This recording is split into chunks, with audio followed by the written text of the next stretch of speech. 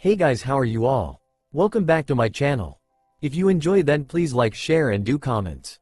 Standing in the middle of this battlefield off the southern coast of Fire Country is a lone man. The man in question stands at 5 feet 8, with a fit and lithe frame, whose very stance screams dangerous. He has spiky sun-kissed blonde hair. His eyes, which are usually a dark blue, are now purple with 3 concentric rings around the black pupil, and 3 tome-like markings on each of the first 2 rings, the Rinnegan. He also has 3 whisker-like marks on each of his cheeks. He is wearing a worn and tattered dark orange tracksuit, with black along the shoulders, zipper, and bottom of his jacket, and black lines down his pant legs. On his feet are black shinobi sandals. Under his jacket he wears mesh armor, and around his forehead is a headband with a leaf symbol. This young man is Naruto Uzumaki Namikaze, Chunin of the village hidden in the leaves, Jinchuriki of the 9-tailed demon fox, Kyubi no Yoko, hero of the leaf, son of the 4th Hokage, Yondaime Hokage, Minato Namikaze and the Red Death, Aka no Shi, Kushina Uzumaki, and most recently the only survivor of the 4th Shinobi War. As he looks around at the bodies of his comrades scattered around, he can't help but to shake his head at the pointless loss of lives. It was all going so well too. Sure, the revelation that the man who had called himself Madara Uchiha was really his father's wayward student Obito Uchiha was shocking.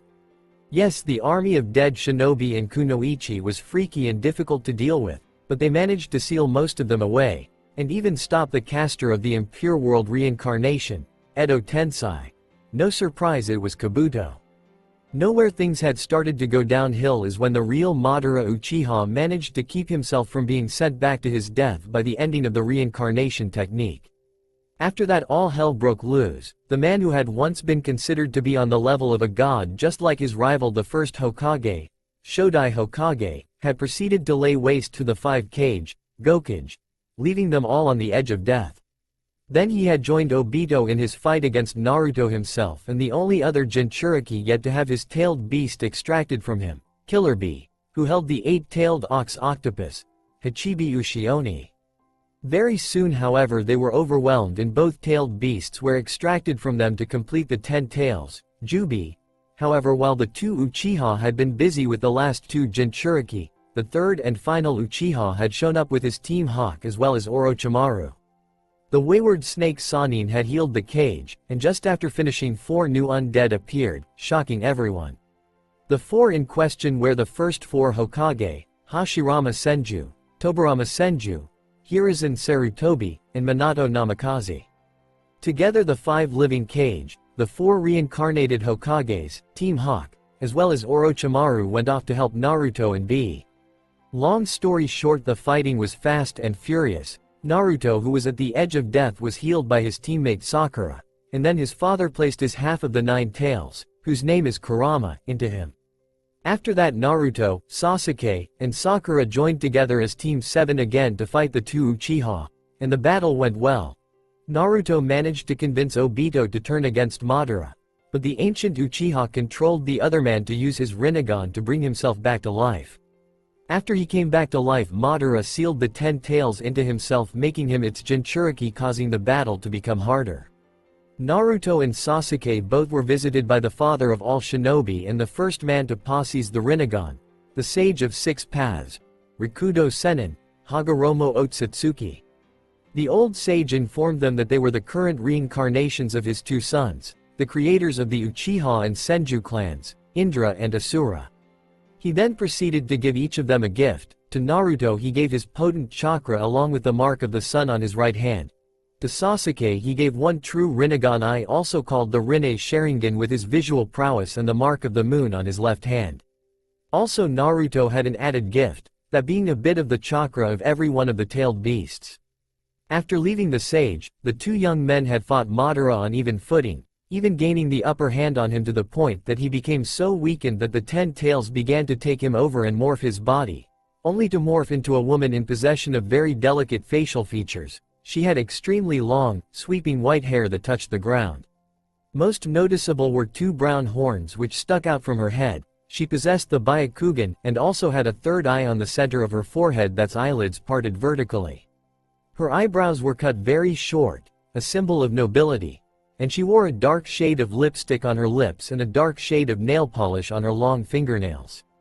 She wore the transitional high-collared hime kimono, which was adorned with intricate lines that are gold and purple and tomo running down the center and edges of the gown.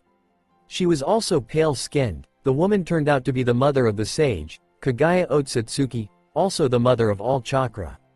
The battle got much harder after that, to the point that Obito sacrificed his life for Naruto and left Kakashi with both of his Sharingan eyes for a little while.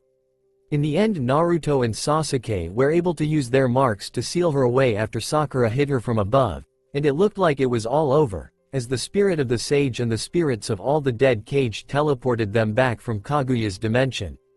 However, it didn't last long, as Sasuke turned on them again, attempting to recapture the tailed beasts, and to keep that from happening, Sakura, Kakashi, and Naruto tried to stop him, which ended up with Sasuke killing the first two, and beginning a fight with Naruto. The two young men, who had become like gods themselves, fought tooth and nail. However, Naruto pulled his punches as he still thought his old friend could be redeemed. That illusion was shattered when Sasuke killed the 5 kage, especially the 5th Hokage Tsunade Senju and the 5th Kage Gaara Sabaku, two of the blonde's precious people. After that, the gloves came off and the sage began to fight at full power, even entering into his Ashura avatar and fighting toe-to-toe with Sasuke's Susanoo avatar. In the end, Naruto managed to come out the victor, finally killing the last Uchiha with his original technique, Rasen Shuriken. However, as he lay there dying, Sasuke smiled and congratulated his brother in all but blood, and then shocked him by telling him to take his eyes and use them to lead the world into a peaceful future, hence Naruto now having the Rinnegan. After shaking off the horrible memories of the past few days, the blonde turns towards the still present spirits of the sage and cages, as well as the reincarnated Hokage, as his father steps up to him. Naruto, I'm so sorry that you've had to go through all of this. I can't help but to put most of the blame on myself. If only I'd have been faster that night, then there would have been no need to seal Kurama inside you. You never would have had to go through the hardships you have if not for me, son. The younger blonde just shakes his head sadly. It's not your fault, Toussaint. You did what you had to. No, I place the blame for all of this on the generations before yours. If they could have only stopped trying to prove who was more superior for so long and learned to get along, then it never would have given rise to monsters like Madara Uchiha. Minato can only nod sadly to his son's words, as can all the other Kage. However, Hagoromo gets a brilliant idea. What if you could change that? What if you could go back in time to a point before the Akatsuki, before even the Second Shinobi War? Would you take that chance to change events? Everyone looks at him in shock. However, Naruto only has to think on it for a second before he answers, yes. If it would mean I could save certain people from having to ever deal with the pain and suffering brought on by the Second and Third Wars, then I do it. The old sage smiles at this. Good, then I will give you the chance. There is a technique that I know which can be used to send you back in time. However, the power required for it is enormous, and it is why I myself never used it to go back and stop my mother from eating the chakra fruit. The ghost of the third Kage, being ever the brilliant man, decides to ask, if that's true, then how are you to perform the technique now? If you haven't forgotten, you're as dead as we are. The old man simple chuckles, awe and inquisitive mind. You remind me of my son Asura, always asking questions. The answer is that with the 4 Hokage, as well as my sons and daughters the tailed beasts, we will have enough chakra required for this technique. However, all of you will have to help with the hand signs, as there are thousands. Everyone nods in understanding of this, even all 9 of the tailed beasts, who are more than happy to do their father a favor. Hagoromo turns to Naruto then, say your goodbyes, because once you have, there are some things you and I need to go over about the technique. The blonde nods his head and turns to the 4 Hokages, first speaking to Hashirama. Lord, first I just want to say that it's been an honor to meet you. I always heard stories about how strong you were but thought they weren't real. But after watching you in action, I have to say you're probably the most awesome Hokage ever. This causes the brown-haired man to rub the back of his head with a huge smile on his tanned face. Well, thanks, Naruto-san. I want to say good luck to you in the past. I'm sure that wherever you're going I'll already be dead, so I'll be sure to watch how you change the world. The blonde shakes his hand, then turns to the second. Lord Second, you're every bit the serious and pragmatic man that Iruka-sensei always made you out to be in his lessons.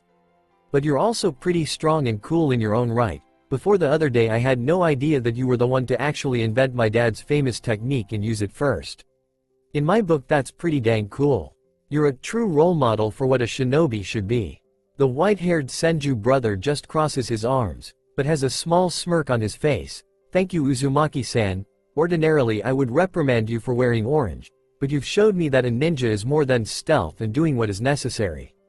You have showed me that being a ninja means remaining true to yourself, so never lose that spirit. I'll be watching you from the other side with my brother. He pats him on the shoulder and walks to stand next to his brother. The next person in the line nearly makes the blonde teen cry, however he gives the man a huge smile. Gigi, from you I learned the will of fire. But more importantly I learned what it's like to have a grandfather. You were always there for me when I needed you, and I know that you did your best to give me a normal life, and for that I'll always be grateful. I hope that whenever I'm going back to that we can have just as close a relationship, maybe even a father, son or big brother, little brother one.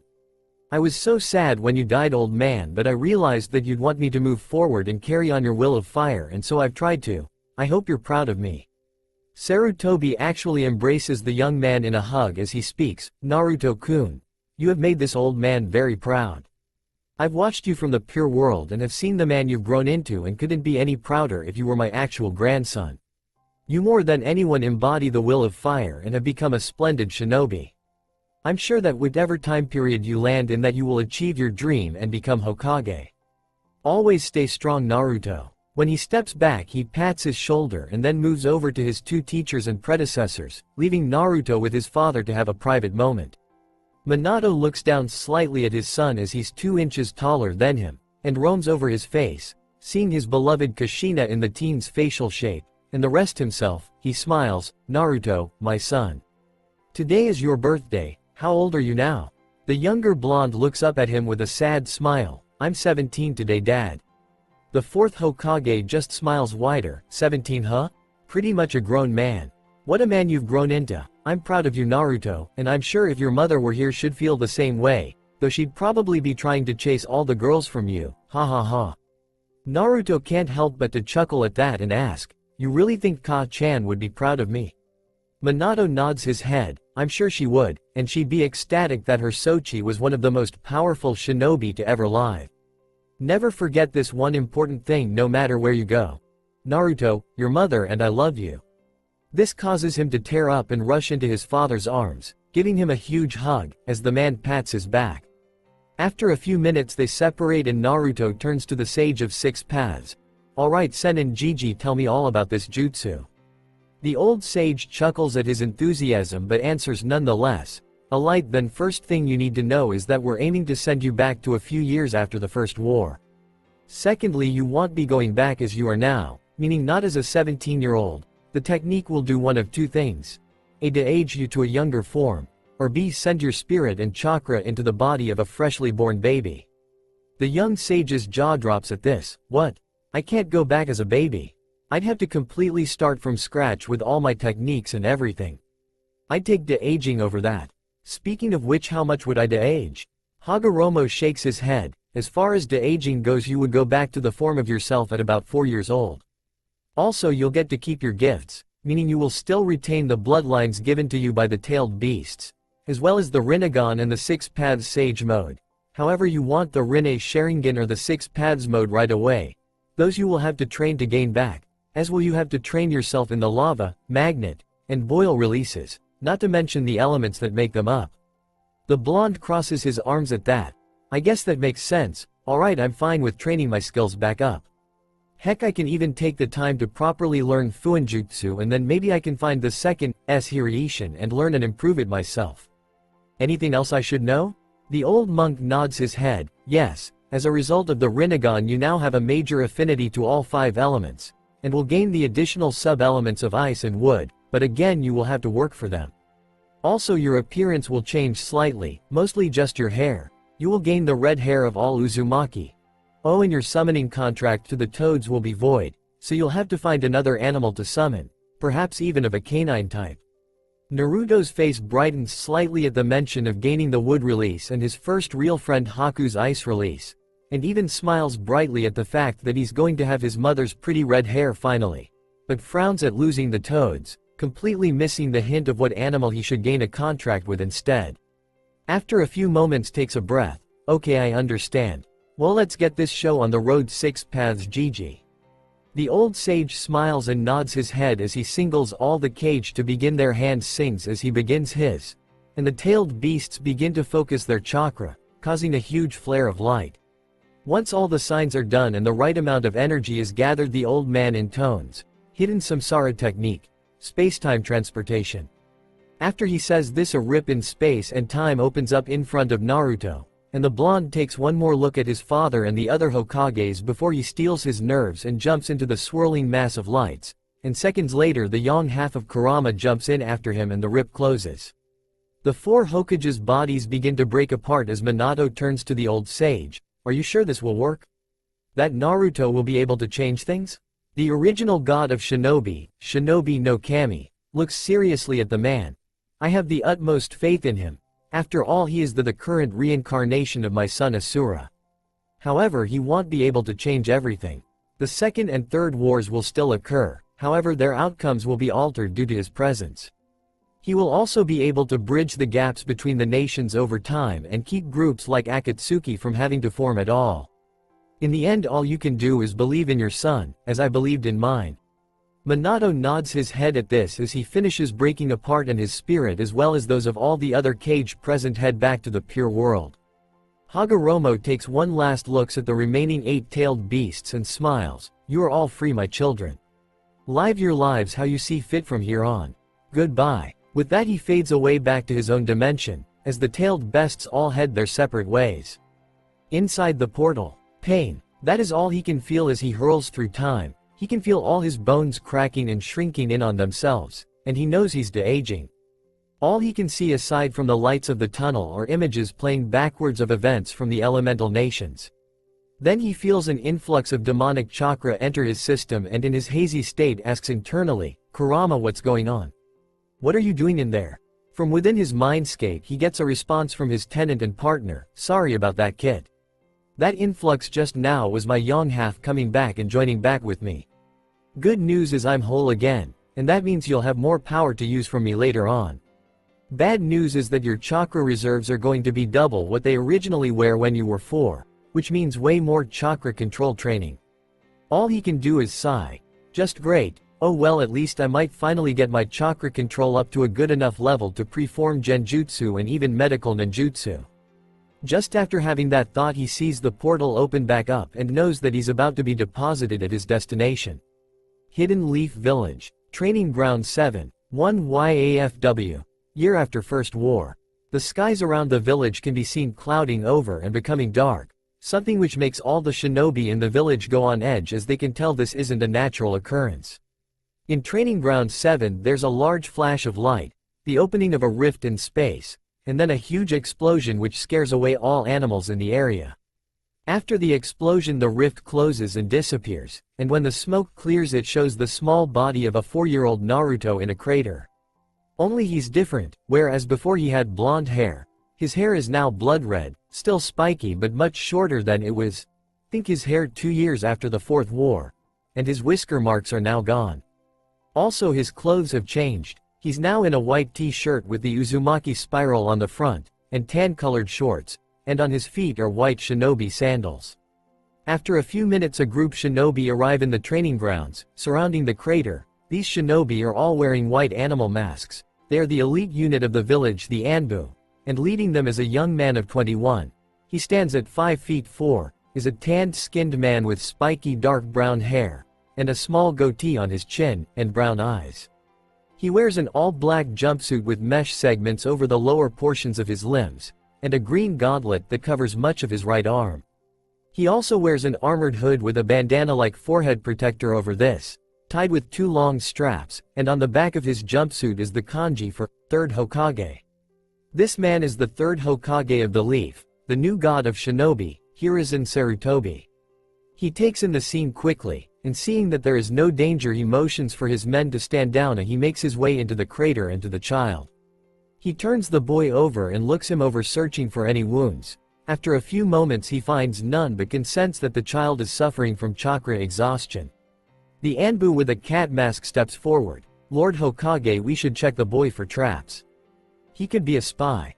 The young man shakes his head, no, that's not necessary. I've already checked him for any traps and found none. He has chakra exhaustion and needs to go to the hospital. Besides, based on his hair color and the clan crest on his shirt, I'd say he's an Uzumaki, and if that's true then he won't be harmed. We'll have to wait till he wakes up to find out how he got here. You're all dismissed. With that they all disappear via body flicker, heading back to their posts, while Hiruzen himself body flickers to the hospital to have the boy treated. When he arrives he explains the situation to the nurses and doctors, and they take the redhead to give him the standard treatment for chakra exhaustion. He also orders that the boy be placed in a private room, and to be notified as soon as he wakes. With that done he heads off to the Senju compound to have a chat with the current head and matriarch of the clan, Mito Uzumaki Senju. Senju compound. A few minutes later Sarutobi arrives to the Senju compound, which is one of the 3 largest compounds in the village, rivaled only by the Uchiha and Hyuga clan compounds. The compound itself is like a mini village, surrounded by wooden walls all laden with various seals to strengthen them. Inside there are many houses for the members of the clan, and as he walks through the streets of the compound he notices a few houses empty as a result of the residents having died in the First War, which only ended last year. Also, as he walks he's greeted by many of the still living clan members, to which he just nods his head at them. Eventually he reaches his destination, the main house which belongs to the head of the clan. It's a 2-story traditional Japanese-style house with shoji doors, and above the front door is a huge version of the Senju clan symbol, a Vajra. He knocks on the door and awaits an answer. A few moments later the door is answered, but not by who he expected, as he looks down and sees a small 4-year-old girl. The girl has long blonde hair which is done up into twin short pigtails. She is fair-skinned with big brown eyes, and her cheeks have a bit of rosiness to them that comes from youth. She is wearing a cream-colored sundress. This girl is Tsunade Senju, granddaughter to Mito and the late first Hokage Hashirama Senju, second in line to the Senju clan after her own father. Seeing the little girl, Hiruzen smiles down at her. "Hello Tsunade-chan, is your grandmother home by any chance?" The little blonde, upon seeing who's at the door, gives a beaming smile. Ba-chan is in the sitting room. "Come on, I'll show you where Saru Oji." She grabs his hand and tries to drag him along. All he can do is chuckles at the little girl's enthusiasm and go along with her, remembering to kick off his sandals in the entryway first. As they walk to the sitting room, Tsunade is babbling away about her training and how the academy is going as she joined it just this year. Hiruzen for his part only makes small comments here and there. However, she abruptly asks, "Say Saru Oji-san, why do you need to talk to Ba-chan?" This catches the Hokage off guard slightly. However, he catches himself and answers, "It's a personal matter, Tsunade-chan. I'm sure Mito-sama will tell you about it much later on." This causes the girl to pout. However, it doesn't last long as they reach the sitting room and she opens the door and announces their arrival. "Ba-chan. Saru Oji is here to see you." Inside the room sits a woman a little older than 50, however looks no older than 30. She has long bright red hair and large pupil-less eyes. She wears an elaborate, high-collared kimono with the Uzushiogakure symbol on the back of the obi, which is tied around her waist. Her hair is arranged into buns with hairpins in them and 3 clips in the front. She also wears a dark shade of red lipstick and has a gem-like marking on her forehead. She also wears tags with kanji written on them in her hair decals. All in all, she's a beautiful woman and one of the strongest kunoichi to ever live. This is Mito Uzumaki Senju. Mito, upon seeing both her granddaughter and her husband and brother-in-law's student, smiles at them. "Su-chan, how many times have I told you not to just barge in?" This causes the girl to scowl slightly. "Sorry, Ba-chan." The woman nods her head and turns to the Hokage himself. "Saru-chan, how good to see you. Though I'm surprised that you could take the time away from your duties to visit. Is this a social call or part of your official duties as Sandaime Hokage?" The 21-year-old sighs at her still calling him Saru-chan, but shakes his head and responds, "Actually, it's a little of both, Mito-sama. I need to have a private word with you about an incident that happened about an hour ago." The red-haired woman nods her head and turns to Tsunade. "Su-chan, you run along now. Maybe go and play with some of the other children." The little blonde nods her head and runs off. As Sarutobi steps into the room and closes the door, and a moment later the room glows blue then stops, as Mito has just activated a privacy seal. He takes a seat on a mat opposite her and begins. Now, as you know, 1 hour ago the skies over the village suddenly clouded over and darkened. She nods to this as he continues. While I knew it wasn't a natural occurrence and at first feared maybe Cloud Village was launching an attack with their storm release users. That turned out not to be the case. There was suddenly an explosion in the 7th training grounds, and so I and a group of Anbu went to check out the scene. What we found was not what we expected at all. Mito hums at this and asks, "What did you find then?" The younger man sighs as he answers, "We found a crater, obviously created by the explosion. However, inside the crater wasn't an enemy nin, but a child." This shocks the redhead as her eyes widen slightly. "A child? How old?" The man nods. "Yes, a child, about the same age as Tsunade-chan I would guess, so about 4 years old." However, that's not the oddest thing. The oddest thing is that despite being in the middle of a huge explosion he had no injuries at all. The only thing that looked wrong with him was chakra exhaustion. So after checking him over for any traps of any kind and finding nothing, I ordered the Anbu back to their positions and took him to the hospital where he is being treated now. Mito sighs in relief at that news, but looks at him in confusion. "While it is good that the child is okay, I don't see why you had to come here to inform me of his arrival." Hiruzen chuckles at that and rubs the back of his head nervously. "Well, you see, what I left out was that the boy has blood-red hair, and was wearing a shirt with the Uzumaki symbol on the front of it. Going off those things I deduced that he's possibly a member of the Uzumaki clan, and therefore one of your kinsmen." She sighs at this and decides to reprimand him. "You should have mentioned that to begin with, Saru-chan. But just because the boy was wearing my clan's symbol and has red hair does not mean he is an Uzumaki. Not everyone with red hair is of the Uzumaki clan Baka." The 21-year-old nods at her point. "True, but there's an easy way to find out if he is in fact an Uzumaki. First is to wait till he awakes and ask him, and second is to see just how large his chakra pool is when it's fully restored." Mito nods her head at this and the two then begin to talk about other things. However, when the conversation moves to his love life he decides that it's time to go and heads back to the front door. Just after he puts on his sandals the door opens and in walks a man. This man is taller than himself, standing at 5 feet 10, with straight dark brown hair and brown eyes, and tan skin like himself. This man is Itama Senju, the son of Mito and Hashirama, father of Tsunade, and heir to the Senju clan, named for one of his father's brothers who died during the clan wars. Itama, upon seeing him, smiles. "Hiruzen, good to see you. Are you leaving?" Sarutobi smiles at his slightly older friend. "Yes, afraid so. I've been visiting with your mother, but now I have to get back to my arch-enemy. Paperwork." This causes Itama to chuckle and pat him on the shoulder. "I don't envy you being Hokage, my friend. Well, see you around. Try to come back sometime and we'll spar." The younger man smiles at his friend and nods his head, as the man takes off his sandals and heads into the house, while he himself body flickers away back to the Hokage Tower. Leaf Hospital. 2 days later, Naruto groans as he begins to wake up. The first thing that hits his senses is the smell of disinfectant and bleach, and he knows right away where he's at. "Great, I'm in the hospital, the one place I hate the most. Wonder how long I've been out."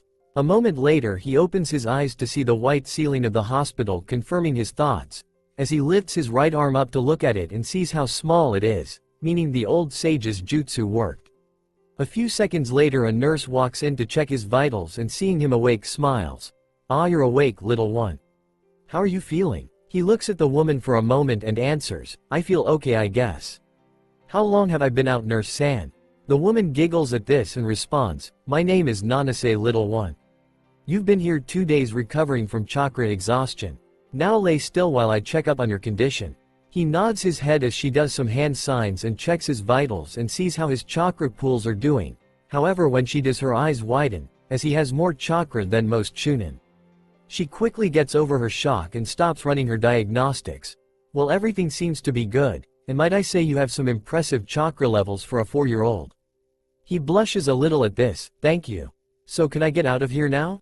She shakes her head at his question. "I'm afraid not. You'll have to stay here a while longer. We have to inform Hokage-sama that you've awakened and I'm sure he'll have some questions for you. So until then just rest up and we'll bring you some breakfast." With that she turns and walks out the door to inform the Chunin guarding his room to summon the Hokage. After a few minutes she returns with a tray of hospital breakfast for him, which he begrudgingly eats even though it tastes like crap. While he's eating his breakfast, Sarutobi walks in, and when Naruto sees him his eyes widen slightly, as he recognizes the man, but didn't think he'd be coming back to when he was so young.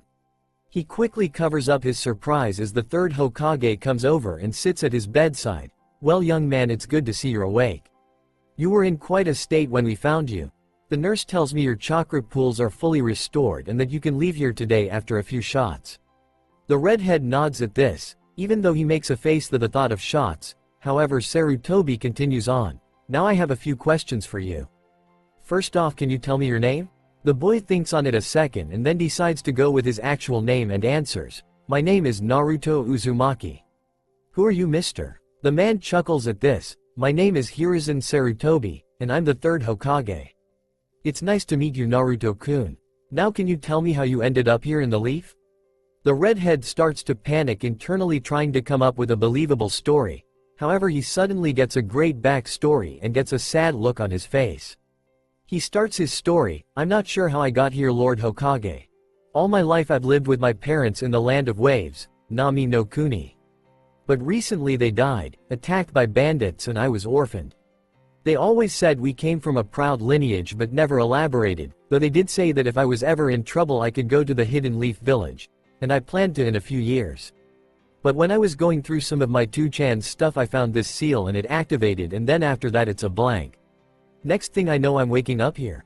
Sarutobi listens intently, and thinks over the boy's story, and notices a few inconsistencies, but decides not to call him on them. "I see. Well, Naruto-kun, it seems you may have stumbled on an experimental seal meant for teleportation. You're lucky that it didn't kill you and all you ended with was chakra exhaustion. Now your parents were right when they said you come from a proud lineage. You are a member of the Uzumaki clan of the Land of Whirlpools.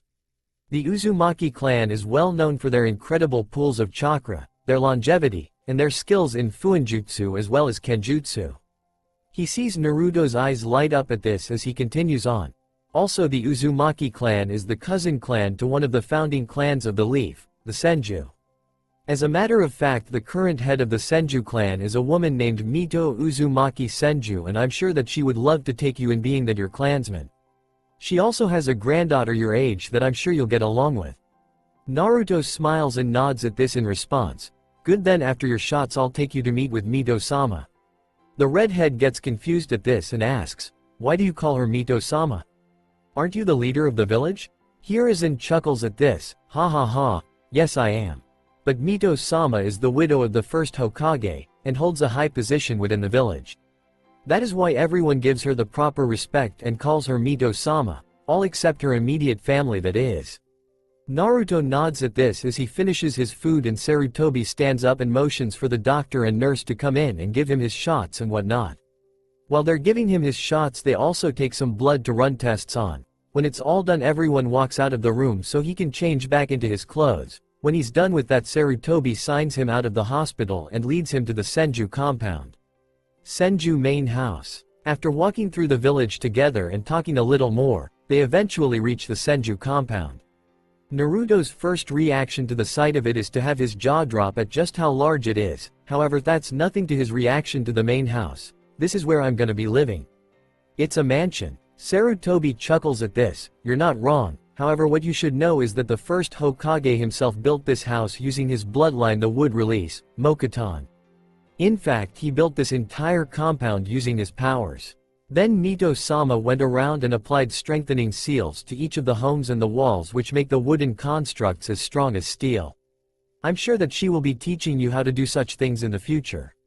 The redhead can only nod at this as the young man knocks on the door. Moments later it's answered, except this time by Mito herself. Seeing this, Sarutobi bows to her slightly. "Mito-sama, it's good to see you again. I've someone for you to meet." He then grips Naruto's shoulder and pushes him forward slightly. "Mito Uzumaki Senju, meet Naruto Uzumaki. Naruto Uzumaki, meet Mito Uzumaki Senju." Mito looks at the 4-year-old with a critical eye and has noticed that he has a lot of the typical Uzumaki features, especially the red hair. However, it's as she uses her meager chakra sensing ability that she confirms he's indeed an Uzumaki. Incredible. Only 4 and already he has the reserves of a high chunin. That tears it. There is no doubt in my mind that this child is of my clan. With that thought in mind, she smiles sweetly at him and bends down slightly to be at his level. It's nice to meet you, Naruto-kun. Welcome to your new home. I hope that you find it comfortable. Naruto bows his head and responds, thank you, Mito-sama, it's nice to meet you too. I've never met any other member of my family before. The older redhead scowls at this slightly, but her face quickly softens and she uses her right hand to lift his face so he's looking right at her. None of that, Sama, stuff out of you, little one. We are family, so therefore you may call me Mito Oba-san. Now come inside so that you can meet the rest of the family. Saru-chan, thank you for bringing him. If you wouldn't mind filling out the paperwork to have him entered into the academy for me, that would be appreciated. She proceeds to bring Naruto inside and shuts the door before the Hokage has a chance to answer, as he stands there blinking in shock. What the, Sai, I guess I have no choice but to comply. I swear I should have just let Danzo have the Hokage seat and let him deal with all the paperwork. On second thought, it's better that I'm Hokage and he's an Enbu captain. He'd have us still at war. He then shakes his head and disappears in a leaf body flicker. Inside the house, Mito leads little Naruto towards the family room where her son, daughter-in-law and granddaughter are sitting. As they walk, she tells him all about the history between the Senju and Uzumaki clans, regaling him with the story of how her father secured the alliance between the cousin clans with her marriage to Hashirama and how they came to love each other in time. Eventually they reach the family room and enter as everyone looks curiously at the little redhead. Sitting with Itama and Tsunade is another woman. She has long blonde hair with two bangs that perfectly frame her face. She has fair skin and green eyes, with a buxom figure. This woman is Amaya Senju. The three look curiously at the matriarch as Itama asks, Ka-chan, who's the kid? Mito smiles and places a hand on the boy's shoulder. This Itama-chan is Naruto Uzumaki. He is 4 years old and an orphan, and as he is a member of my clan, I have volunteered to take him in and raise him.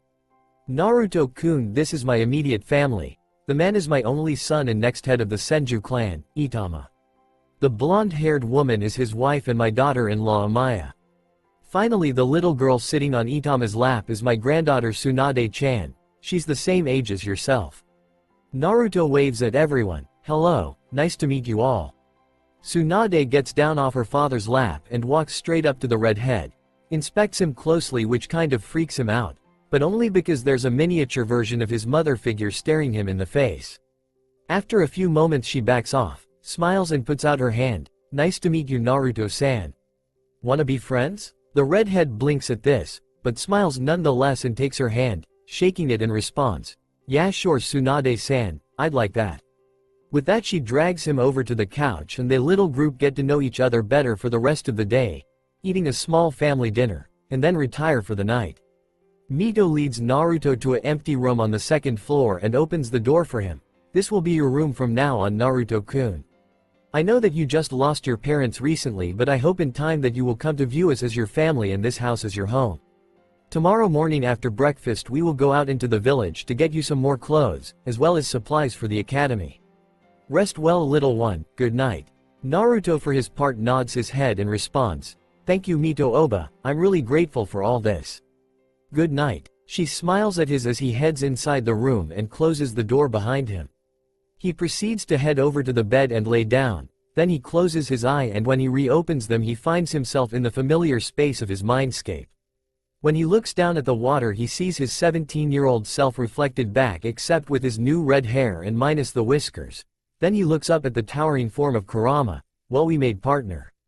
I've gotta say it was a shock seeing Sarutobi Gigi that young, but even more shocking to see Ba-chan as a little girl.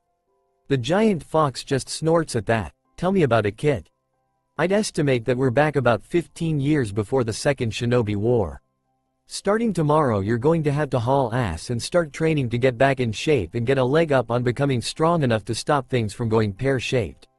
Also, don't draw on my chakra when you're around any leaf ninja. It will only end badly, seeing as in this time I'm sealed inside of Mito. Naruto nods to that and yaws. Alright, well, I'm going to actually go to sleep. Talk to you another time, Kurama. With that he disappears from his mind, getting his rest for the days ahead. Our red-haired hero awakens with the sun. As he sits up in his bed he proceeds to rub the sleep from his eyes. then he stretches his arms over his head as he releases a yawn. After that's done he hops out of bed, his feet hitting the cold wooden floor softly as he goes over to the window and looks outside to see the sun just barely in the sky, and smiles. Alright, time to get to work on getting my skills back up to scratch. Later on I have to go shopping with Mito Oba, so I think I'll just spam clones to work on Shuriken Jutsu and chakra control. I myself will do physical exercises, have to see if Mito Oba will buy me some wrist and ankle weights to help make my body stronger and faster. With that in mind he exits his room as quietly as he possibly can, careful to wake anyone, and heads downstairs. Once he is sure he hasn't woken anyone he makes his way to the front door, puts on his sandals and heads out the door quietly, quickly making his way out of the Senju compound. As he's walking through the village he's thinking of where he can go to train in private, where no one will see or hear him, when it suddenly comes to him. The Forest of Death, so with his training ground chosen he heads to the 44th training grounds aka the Forest of Death. After 20 minuets of walking he reaches the Forest of Death, which is a training ground made up of hundreds of tall trees, and is surrounded on all sides by a tall fence with multiple gates. Naruto proceeds to put his hands in the ram sign and focus chakra to his legs, and when he feels he has enough he takes a huge leap and completely clears the top of the fence and lands inside the forest. He proceeds to run deeper inside till he finds a clearing with a river running through it. Okay, this will do nicely. Time to do this. He puts his fingers in a cross-shaped sign and calls out, Multi-Shadow Clone Jutsu, Taju Kage Bushin no Jutsu. In a puff of smoke 50 clones appear, all looking identical to their creator, who clicks his tongue at the number but shakes it off and proceeds to give out orders. Alright, listen up, I want you guys to split up into 2 groups of 25. The first group will work on chakra control, start with leaf balancing. I don't want to go through life this time with sucky chakra control. Group 2, you're working on Shuriken Jutsu. Since we have no shuriken or kunai to work with yet, use rocks and sharpened sticks. The clones all nod and salute at this and separate into 2 groups as ordered to go off and do what they're supposed to do. Naruto meanwhile decides to start his exercises, starting off with some stretching to loosen up the muscles, then after that he starts off with 20 laps around the clearing. He finishes his last lap 25 minutes after he back and is only mildly out of breath, so he decides to take a 5-minute breather. He goes over to the stream and takes a handful of water from it and drinks it down. After his break he gets back to work, proceeding to do 50 push-ups, 50 sit-ups, 50 squats, 50 jumping jacks, and lastly 50 chin-ups using a low-hanging tree branch. When he finishes his workout he looks up at the sky and estimates the time to be around 7 AM, so he decides now is a good time to head back to the Senju house and get a shower, have some breakfast and get ready for his day with Mito. Before he leaves he tells the clones to dispel in groups of 5 2 hours from now. Getting confirmation from the 2 groups of clones he proceeds to exit the Forest of Death and head back into the village proper. As he walks through on his way back to the Senju compound he notices that all the shops are now open or just opening, and he waves back to those who waved to him first. After another 15 minutes he gets back to the Senju compound, and as he walks through the streets every Senju clansman that sees him smiles and greets him kindly, to which he responds in kind. Senju main house. The redhead enters the house and takes off his shoes at the door and proceeds to head towards the stairs. However, he hears a throat clear from the family room and turns to find Mito standing there with her arms crossed over her chest. Where have you been, young man? Naruto chuckles nervously but answers, I went out to train. My 2-chan started training me to be a ninja before he died, and he said that no matter what happened I should stick to my daily training. So I got up at 5 AM and headed out to find a good training spot. Once I found a good spot I started with some stretches, then did some laps around the training ground, then did 50 sit-ups, push-ups, jumping jacks, squats, and chin-ups. Then I worked on my shuriken and kunai throwing for a bit, and then finished off with chakra control. Mito's eyes widen at this news, though she is slightly surprised that he's doing such intensive physical training at 4 years old. Even Tsunade, who's been having physical training from herself, Amaya, and even Itama here and there since she was 3 only does 20 of every exercise, and has yet to work on chakra control. She quickly shakes it off and scowls, that's all good Naruto-kun, however you didn't have to leave the compound to train, we have a training ground behind the house. From this point on you will use those training grounds, I don't want to wake up to find you missing from the house and the compound ever again. I thought that you had run away. Naruto's eyes widen at this as he steps off the stairs and walks over and hugs the older redhead, shocking her. I'm sorry, Mito Oba. I didn't mean to cause you any fear or hurt. I promise from now on I'll use the training grounds out back for my morning training. Please forgive me. Mito just smiles kindly and wraps him in a hug. You are forgiven, Naruto-kun. Now march upstairs and take a shower, you stink. I'll have some fresh clothes placed on your bed for you, and when you're dressed come on down to the dining for breakfast. The younger redhead smiles and nods his head, rushing upstairs to get freshened up. 20 minutes later finds Naruto entering the dining room wearing different clothes. The outfit he now has on consists of dark gray pants that go down to his shins, a short-sleeved red kimono shirt under which is mesh armor, tied at the waist with a dark orange sash. All in the eyes of the entire Senju family he looks a lot more like a ninja now. The first to greet him is the ever-energetic Tsunade. Good morning, Naruto-san. He smiles at her and responds, good morning, Tsunade-san. Then he turns to her parents, good morning, Itama-san, Amaya-san. The two reply to him in sync, good morning, Naruto-kun, san. As he takes his seat, which is right next to Tsunade and across from Itama at the table, with Tsunade being across from her mother and Mito at the head. As they eat their breakfast of steamed rice, miso soup, grilled fish, rolled omelets, tamagoyaki, tsukemono pickles, and dried seaweed, nori, Itama decides to bring something up to Naruto. So Naruto-kun, Ka-chan says that you left at 5 this morning to train and didn't even leave so much as a note. Do you distrust us so much you wouldn't let us know where you were and what you're doing? The little redhead swallows his food as Mito glares slightly at her son. However, before she can reprimand him, Naruto responds, it's not that I distrust any of you, Itama-san. It's just that I'm used to getting up really early to train and I didn't want to wake anyone. Plus it never crossed my mind to leave a note, seeing as usually I'd be with my Two-chan to train. Seeing the conversation taking a sad turn, Tsunade decides to try to lighten the mood. Say, Naruto-san, what kind of training do you do? Maybe we could train together from now on. The red-haired boy smiles gratefully to the blonde girl as he responds, it's nothing too major, I do 20 laps. Then after a 5-minute break for some water and to catch my breath, I do 50 each of push-ups, sit-ups, squats, jumping jacks, and chin-ups. After that I work for an hour on shuriken and kunai throwing, and then finish up the last hour with chakra control training. I'm still working on the leaf sticking exercise. Even Itama and Amaya's eyes slightly widen at this, as that's quite the workload for a 4-year-old, and can only wonder why his father would start him with something like that. Tsunade however pouts, you get to do chakra control training? That's not fair. Two-chan, Ka-chan, and Ba-chan said I have to wait until we start working on it in the academy. Naruto chuckles at this. Well, to be fair, my Ka-chan started me on chakra control training right after I unlocked my chakra. According to her, because of my lineage I have way more chakra than most kids my age. I think she said I have as much chakra as a chunin or something, so it's pretty important for me to work on controlling it. All the adults nod along to this, especially Itama, who decides to voice his thoughts. He's right, Su-chan. Being a full Uzumaki as he probably is means that his chakra levels are much higher than any other child, including yourself. The blonde girl turns to her father about to ask how he knows that. However, he's already anticipated the question. I know from experience. Being half Uzumaki myself, I have larger than average chakra reserves. Of course, being half Senju makes them even slightly larger, but helps me with control. When I was your age I had the chakra levels of a fresh genin, while everyone else in my age group had academy level chakra pools. The only non-Uzumaki or Senju that I've ever known that had a lot of chakra as a kid was the third Hokage.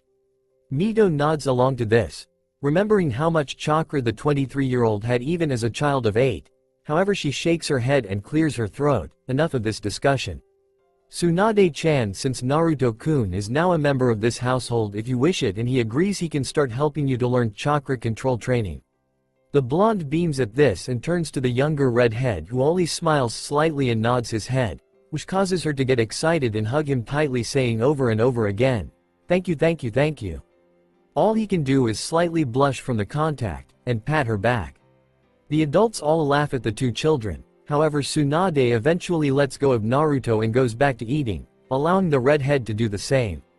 Once breakfast is done, Mito stands up and turns to the two children. Naruto-kun, Tsunade-chan, go get on your sandals. The three of us are going into the village to go shopping. Naruto-kun needs more clothes, as even though Itama-chan's old clothes fit him okay, I don't want him to dress in his hand-me-downs. Also, we need to get Naruto-kun the standard sets of training kunai, shuriken, senbon, and ninja wire. Tsunade immediately heads for the door to put on her sandals, however Naruto looks shyly at the older redhead. He rubs the back of his head and asks, "Say Mito Oba, can we maybe also pick up some wrist and ankle weights? I'd like to use them for training to help increase my strength and speed. I'd heard my two-chan talking once about how weights would help me to get stronger without keeping me from growing."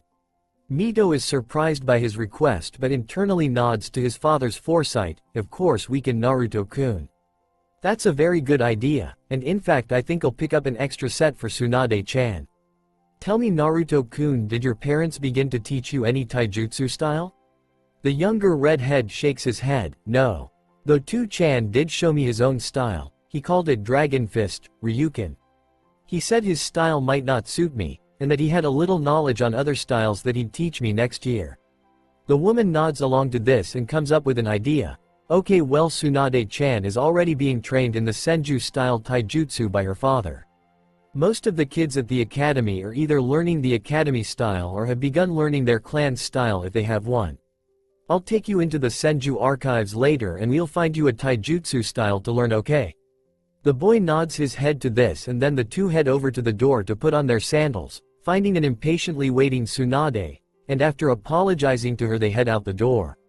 They spend most of the afternoon going from shop to shop. At the clothing store, Naruto finds an outfit that he likes, retaining the red kimono shirt and orange sash, but making the shirt blood red color to match his hair and adding the Uzumaki swirl to the back in white. He trades out the gray pants for dark red ones, as well as changing his white sandals for black, and he gets multiple sets of this outfit. At the Shinobi supply store he gets 2 holsters, 2 sets each of practice kunai, shuriken, and senbon, as well as 3 spools of ninja wire. Mito also buys 2 sets of ankle and wrist weights, with the initial weight of the wrists being 5 pounds each and the ankles being 10 pounds each. After their shopping is done they head to a small restaurant for lunch, at which point Mito explains to Tsunade why she got the 2 sets of weights and hands 1 set to her granddaughter. After lunch they head back to the house, and when they arrive Amaya greets them with a slightly sad face, which concerns Tsunade and Mito, the second of which asks, "What's wrong, Amaya-chan?" The blonde woman sighs as she answers her mother-in-law, "Itama is leaving on another mission. He promised me that he'd be home for a week after he got back from the last one, and it's only been 3 days. We got into an argument and he said that it was his duty as the son of the first Hokage to show the strength of the Senju clan." Mito shakes her head at this and pats the woman on the shoulder. He's so much like both his father and his uncle. However, instead of standing here sulking, you should take Tsunade-chan and the 3 of you should spend as much time together as possible till he leaves for the mission. I'll have a discussion with Saru-chan about not giving Itama any more missions for a month after he returns from this one. Amaya smiles gratefully to her for her words and takes Tsunade by the hand and leads her up to she and Itama's room to do just that. Mito then turns to Naruto. "Alright Naruto-kun, I'll take you to the basement now. That is where the Senju clan archives are at, although it's really just a big library filled with many scrolls on Tai, Nin, Gen, Ken, and even some Fuinjutsu." The 2 redheads go down to the basement, where Mito proceeds to take out a kunai and cuts her finger with it, taking the bleeding digit and swiping it across the door, which then proceeds to glow as seals spread over it. Then there's a click and the glow recedes. Mito smiles and opens the door, leading him inside. "What you just witnessed, Naruto-kun, is a piece of our clan's specialty, Fuinjutsu. Moreover, that was a blood seal. You will of course be learning how to create blood seals, but not for a long time. Anyway, the scrolls are arranged by type and the taijutsu scrolls are second shelf on the left." Naruto heads over to the taijutsu shelf and begins to browse through the styles there. After looking for a while, he suddenly feels a pull towards a specific scroll. The scroll in question is blue in color with a picture of stars making up the Big Dipper, and the kanji on the front of it reads Hokuto Shinken, Big Dipper God Fist. As he reads the information on the style he begins to smile more and more, until eventually he's sold. He rolls it back up and heads over to Mito. I found it. The perfect style for me to learn. He presents the scroll to her, and when she sees which one it is she gasps, as the style he wants to learn is said to come from before the time of the Sage of the Six Paths and originated in a foreign land, and was said to be the strongest martial art ever. She shakes it off and smiles at him. Well, you certainly shoot for the stars, don't you, Naruto-kun? Well, then you may have that scroll and learn from it. Now let's head back upstairs and get ready for dinner. He nods his head, and with that they head back up to the main floor, and as they do he finally gets the memories from his clones. At dinner that night they discuss plans for tomorrow, including Naruto's first day in the academy, and then afterwards go to bed. Leaf Academy. Next day. The Leaf Village Academy is a large building painted in reds, on the front of it is the kanji for fire. As the new school week begins you can find children of all ages milling about outside along with their parents, awaiting for the teachers to open the doors. However, standing away from all the happy families are two boys. The first leans against the tree in the front of the building. He's a tall boy for his age, standing at 3 feet 9, he has spiky white hair, with dark eyes, and he has red lines under the corners of his eyes, and has slightly tanned skin. His name is Jiraiya, an orphan raised in the orphanage. The second boy is leaning against the side of the building. He is normal height for a boy his age, standing 3 feet 6, has long, straight black hair which goes down to the middle of his back. He has pale skin and slightly delicate features, however the most striking thing about him are his eyes. They are a golden color with slits for the pupils, and around the eyes is what appears to be purple makeup which extends partway to either side of his nose. His name is Orochimaru Habi, who was recently orphaned when his parents died during a mission. Suddenly the two boys' attention is taken by the fact that everyone becomes silent and stares in one direction. When they look that way they see why. The Senju family have appeared. However, this time they have an extra person, a boy with short, spiky red hair and blue eyes, with slightly tanned skin, wearing an all-dark red outfit. While most can only wonder at who the boy is, Jiraiya and Orochimaru each have differing thoughts upon seeing him. Jiraiya thinks, "Tch, another pretty boy, and he's probably a jerk like Orochi Teme." While Orochimaru thinks, he looks strong. Perhaps he'll finally be someone I can test myself against. Everyone begins to talk quietly about who the boy could possibly be, and why he's with Mito-sama and her family. Soon enough though the doors open and a couple chunin come out and direct the children inside. Naruto bids farewell to Mito and Amaya as Tsunade grabs him by the wrist and drags him inside into her classroom, leaving the two women to laugh.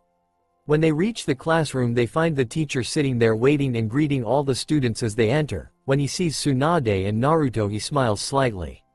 The teacher is an average-sized man, standing at 5 feet 9, with mousy brown hair and gray eyes. He wears the standard attire for a chunin which consists of an all-blue shinobi outfit, and some gray armor over his chest and back.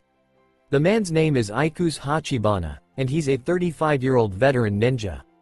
He looks down at the children. "Tsunade-san, please head inside and take your seat.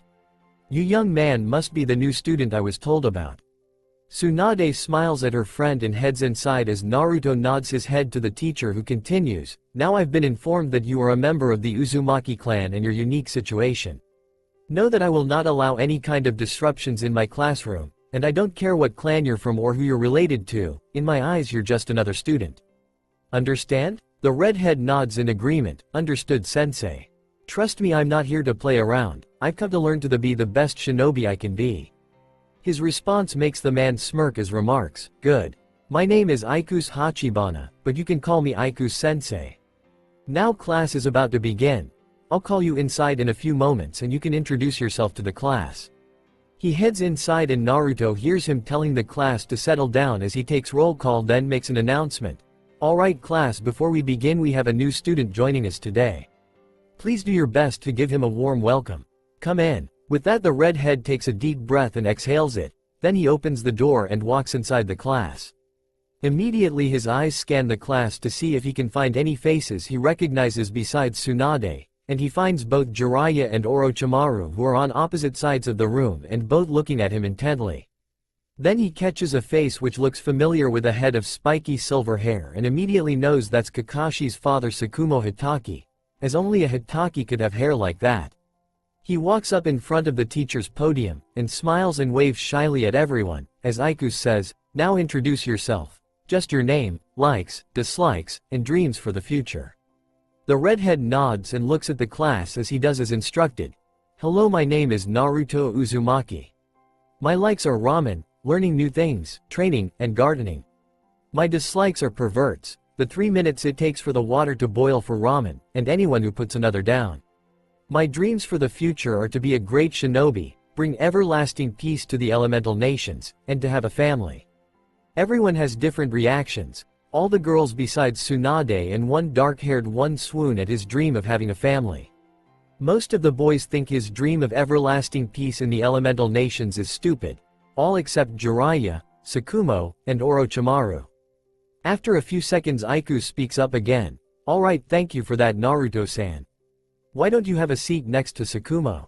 With that he points to the boy in question who is sitting in the middle section, third row, and Naruto nods and heads up there taking the empty seat to the left of the silver-haired boy. Thus begins his second stint in the academy. 6 months later. It's now been 6 months since Naruto came back in time, 6 months since he became part of the Senju family, and 6 months since he joined the academy, and it's been a hectic 6 months. He's been training like crazy. Every day he gets up at 5 a.m., goes to the Forest of Death, creates as many clones as he can, which is now 100. He then has them break up into groups of 10 to practice different things. The first group always works on chakra control, which they are now up to tree walking as they mastered leaf sticking. The second group works on shurikenjutsu, improving his aim. The third group works on the first of the basic 3, the substitution jutsu, kawarimi no jutsu. The fourth works on the transformation jutsu, Henge no Jutsu. The fifth group works on the last, the normal clone jutsu, Bushin no Jutsu. The last 5 groups have been working on new skills. The sixth group has been working on the body flicker jutsu, Shunshin no Jutsu, which is a high-speed movement technique. The 7th and 8th groups have been working on the beginning stances of the Big Dipper God Fist, which has been going incredibly well. The 9th group has been learning all about human anatomy to help with his taijutsu style, while the 10th and final group has been working on the fuinjutsu that Mito started to teach him 2 months ago.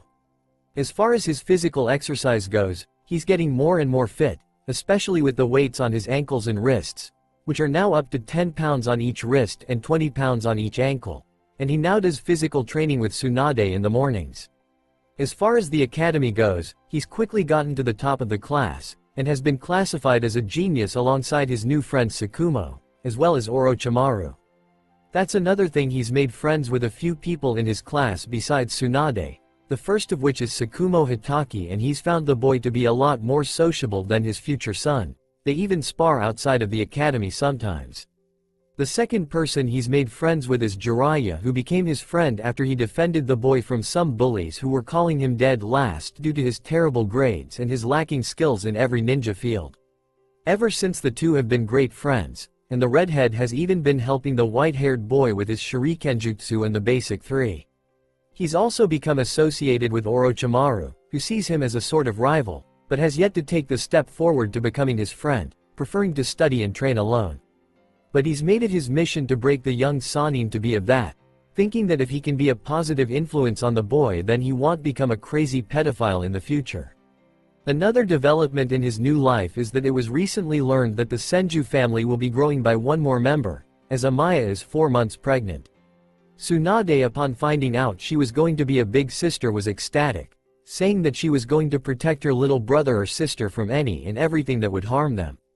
Naruto just congratulated Itama and Amaya on their news while going back to his calligraphy practice, which was a prerequisite to learn fuinjutsu. As a result of Amaya's pregnancy, Itama decided to stop taking missions for a while, instead taking up a job in the torture and interrogation division, also giving him more time to train Tsunade and help Naruto with refining his new taijutsu style against a superior opponent. But today will be different, as today Naruto and the rest of the class will begin training in their elemental affinities, but for the redhead he'll start learning how to properly use his bloodlines after today. Leaf Academy. Aikusa's classroom. The veteran shinobi looks at his class, and can't help but to think about how much they've grown in the last 6 months, which is why he has no problem with starting them on today's lesson.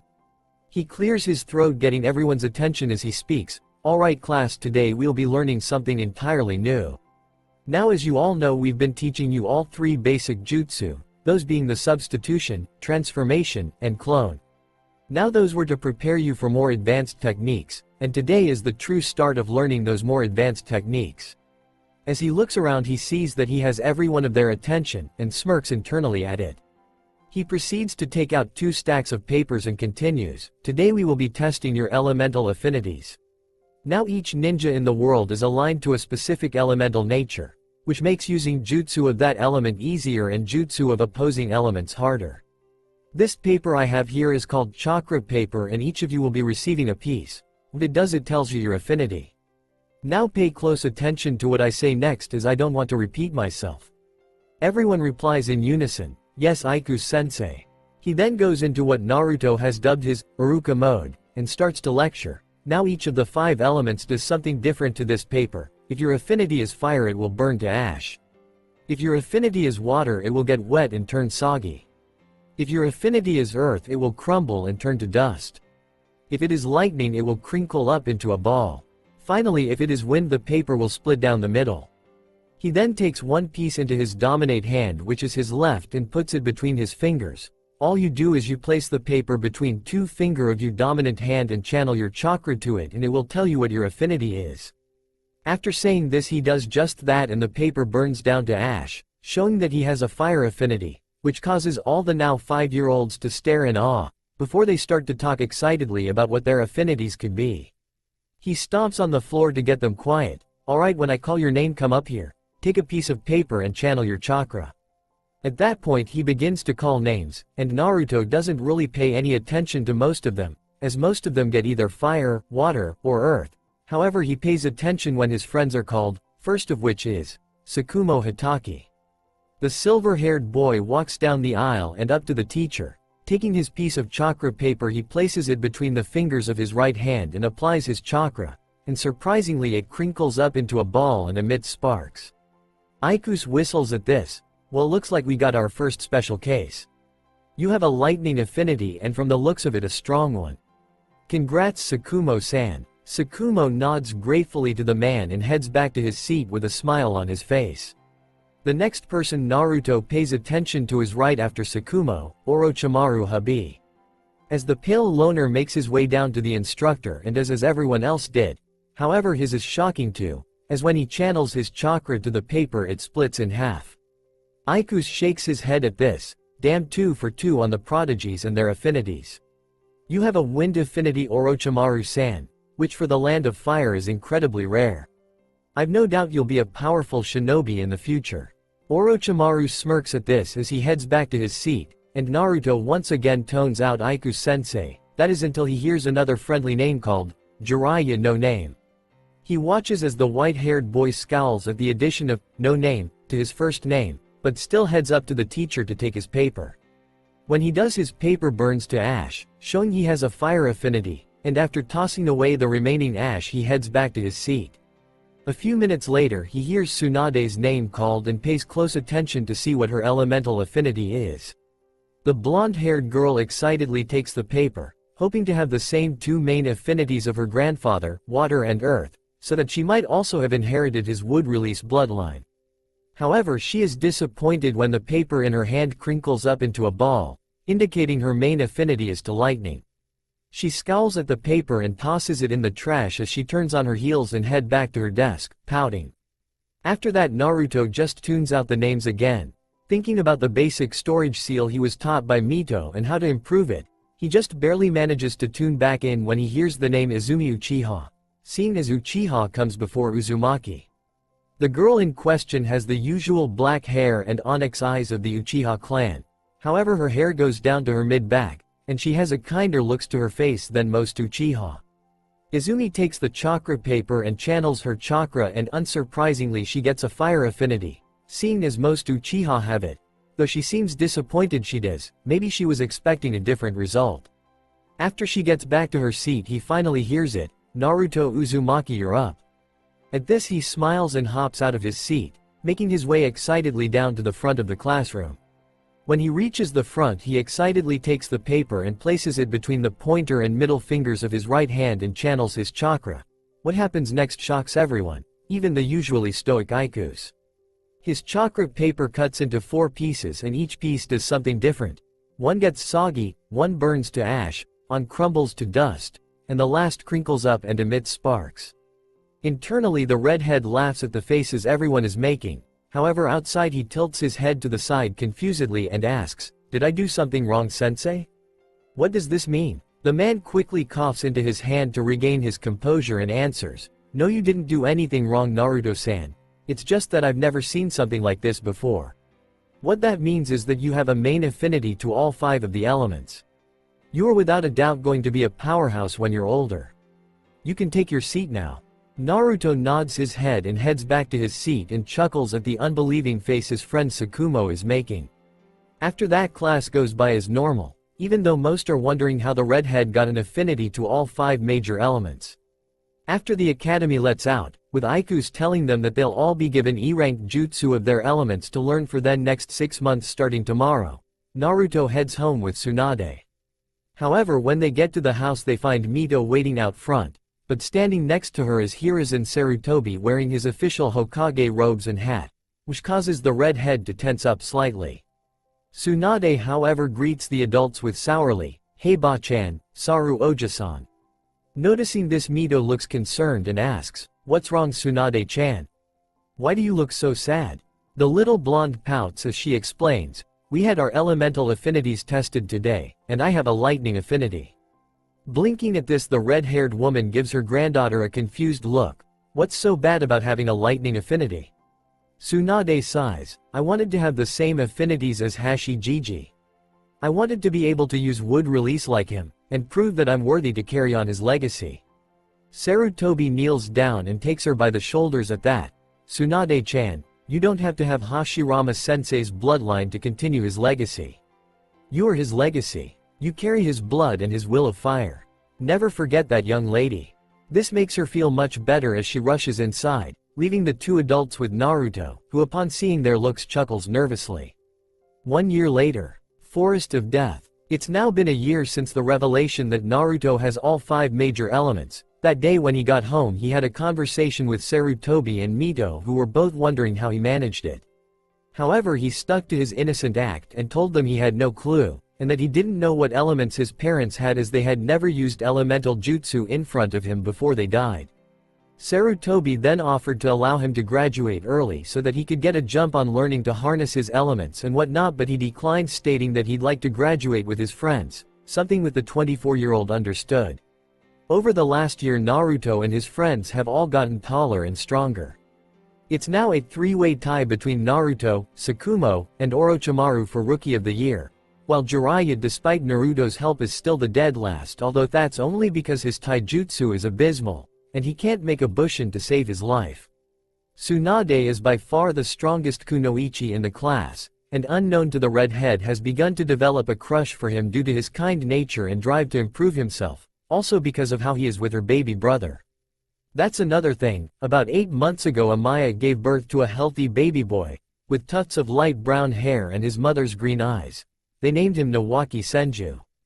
Today is a break day from the academy and Naruto can be found in his usual clearing in the Forest of Death, having left behind a strengthened shadow clone at the Senju house so as to keep them from being suspicious. The redhead takes a breath as he prepares to begin the next phase of his training, which is learning how to actually use the 3 bloodlines given to him by the tailed beasts. He takes a breath, makes the cross-shaped seal and calls out, "Multi-Shadow Clone Jutsu." In a puff of smoke 200 clones appear. Another great thing about the year is that his reserves have gone back up to Anbu level. He decides to hand out his orders. "Alright guys, break up into groups of 20.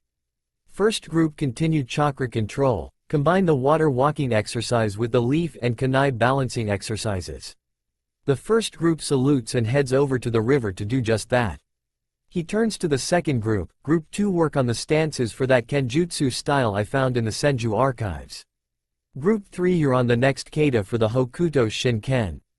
The second and third group move off in different directions to do as they're told.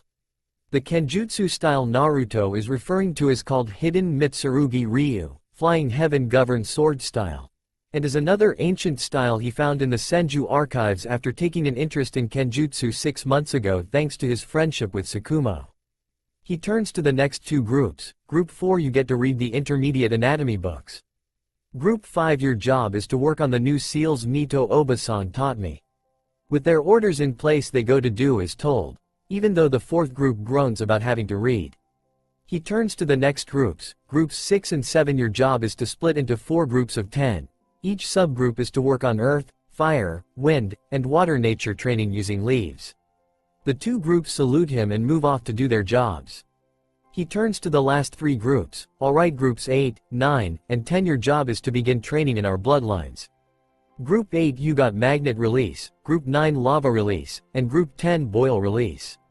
Get to it, boys. The 3 groups of clones move off to start their training, grousing about lazy-ass originals. Naruto himself kneels to the ground and takes out a storage scroll, releasing weighted metal plates from on seal within it, and proceeds to add 1 more plate each to his wrist and ankle weights. Doing this increases their weight to 50 pounds per wrist, and 60 pounds per ankle, after which he reseals the remaining plates and puts away the scroll and begins to do his daily exercises, which have also increased to 50 laps, 100 each of push-ups, sit-ups, squats, jumping jacks, and chin-ups. Because of his workouts and a healthy diet, he's much taller and better fit than he was the last time he was 6 years old, now standing at 4 feet 1, making him one of the tallest of his class, just below Jiraiya, who now stands at 4 feet 3.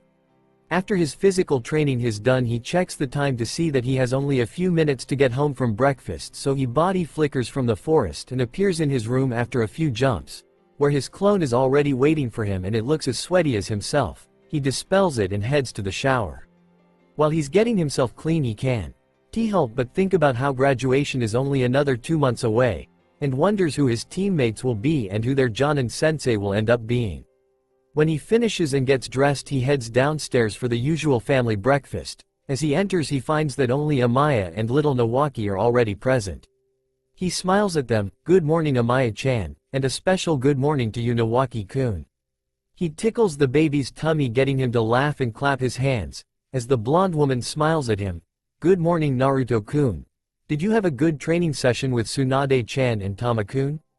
The redhead nods. "Sure did.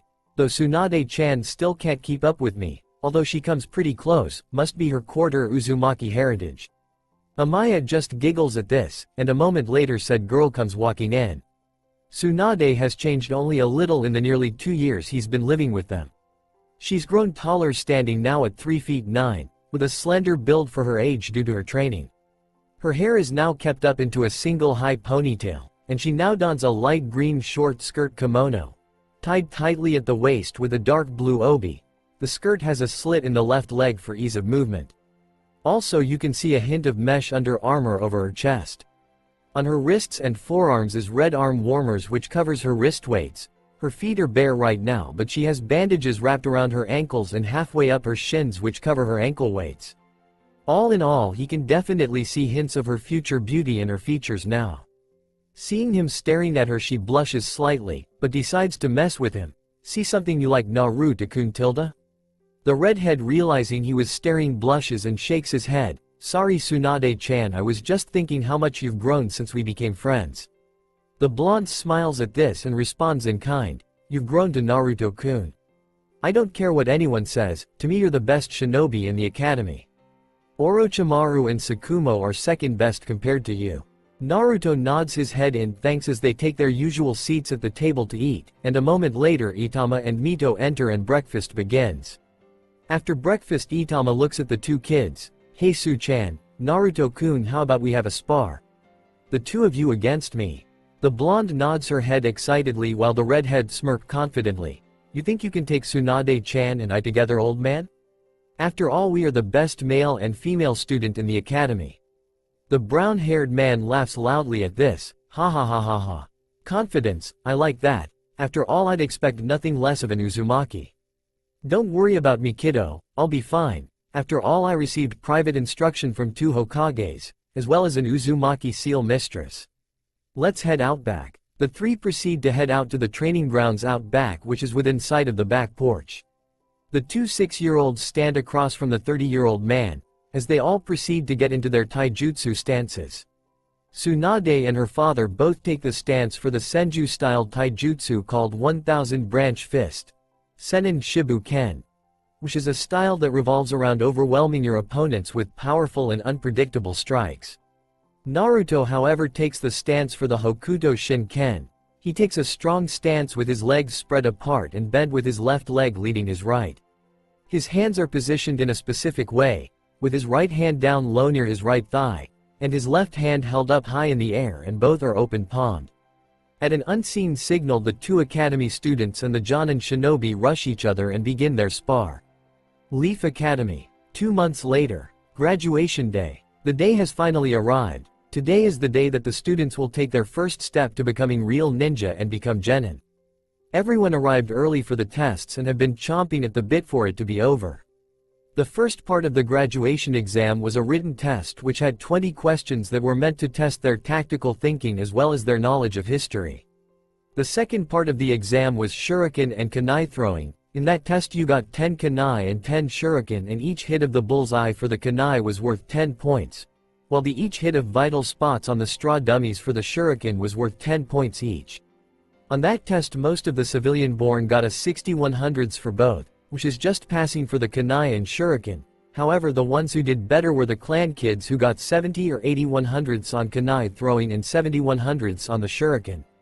Only 2 kunoichi got more. Tsunade got 90/100s on both, while Izumi Uchiha got 85/100s on kunai, as one of her kunai was an inch to the left of the bullseye, while she got 90/100s on the shuriken. After that, Jiraiya ended up getting 85s on both, showing his improvement. Then the 3 geniuses all got 100/100s on both kunai and shuriken, although Naruto had to show off and throw all his kunai and shuriken at once, blindfolded. The third test was a taijutsu spar with a chunin. The rules were that you had to last at least 2 minuets to pass, and if you could last the full 5 without being co-ed or knocked out of the ring, then you'd get a 100 for the test. Most of the civilian-born kids just barely lasted the 2 minutes before being defeated. The clan children each lasted 3 minutes before being forced out of the ring or forfeiting. Tsunade went against Aikus himself and lasted 4 minuets and 25 seconds against him before he defeated her, while her rival Izumi lasted 4 minuets and 15 seconds against a chunin kunoichi. Then Jiraiya got his chance and actually lasted 3 minutes and 50 seconds using the academy style before being knocked out by his chunin opponent. Once again Naruto, Sakumo, and Orochimaru excelled in this test. The first one of the 3 to go was Sakumo, who managed to last the full 5 minuets and even managed to get his opponent down to his knees. After Sakumo was Orochimaru, who also lasted the full 5 minuets and even managed to beat his opponent at the last second by forcing him out of the ring. Naruto was last as usual, and he unsurprisingly lasted the full 5 minuets against Aikus sensei, but he used his Hokuto Shinken and hit the pressure points in the mont's left arm, right leg, and spine to bring him make it so that he couldn't fight anymore until the damage was reversed. When it was over, the redhead reversed what he did on the teacher, gaining the man's gratitude, and was told that his style was going to be dangerous when perfected. Now they were waiting on the final test, which is the ninjutsu portion. From what he's heard, the ninjutsu test consists of the basic 3, as well as an E and D rank elemental jutsu. Eventually Aikus sensei begins to call names to come to the back room, and one by one nearly every person comes back in wearing a shiny new blue or black headbands. Of course, 1 or 2 of the civilian kids fail and don't get their headbands. All of the clan kids come back out wearing headbands, some over their forehead, others around their necks or arms. Naruto really pays attention when his friends are called. Tsunade goes inside and nails the ninjutsu portion. First she substitutes with a fern in the corner. Then she transforms into her grandmother. After that she makes 2 perfect clones, and then body flickers from one side of the room to the other, leaving behind leaves. For her E-rank lightning jutsu, she uses the lightning release, static strings jutsu, Raiden, Seiteki Suji no Jutsu, to create strings of electricity that connect to a practice dummy and deliver small shocks to it. Then for her D-rank lightning jutsu, she uses lightning release, lightning bolt jutsu, Raiden, Raikurai no Jutsu, which she makes the hand signs and releases a short bolt of lightning from her hand which strikes the dummy and leaving electrical burns on its chest.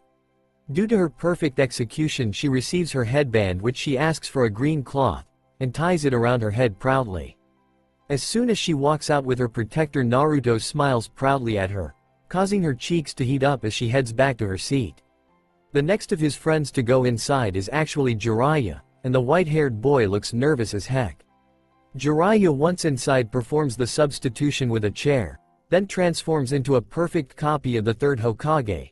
He just manages to create 2 usable clones, and body flickers about 100 feet, which is the least amount required to pass.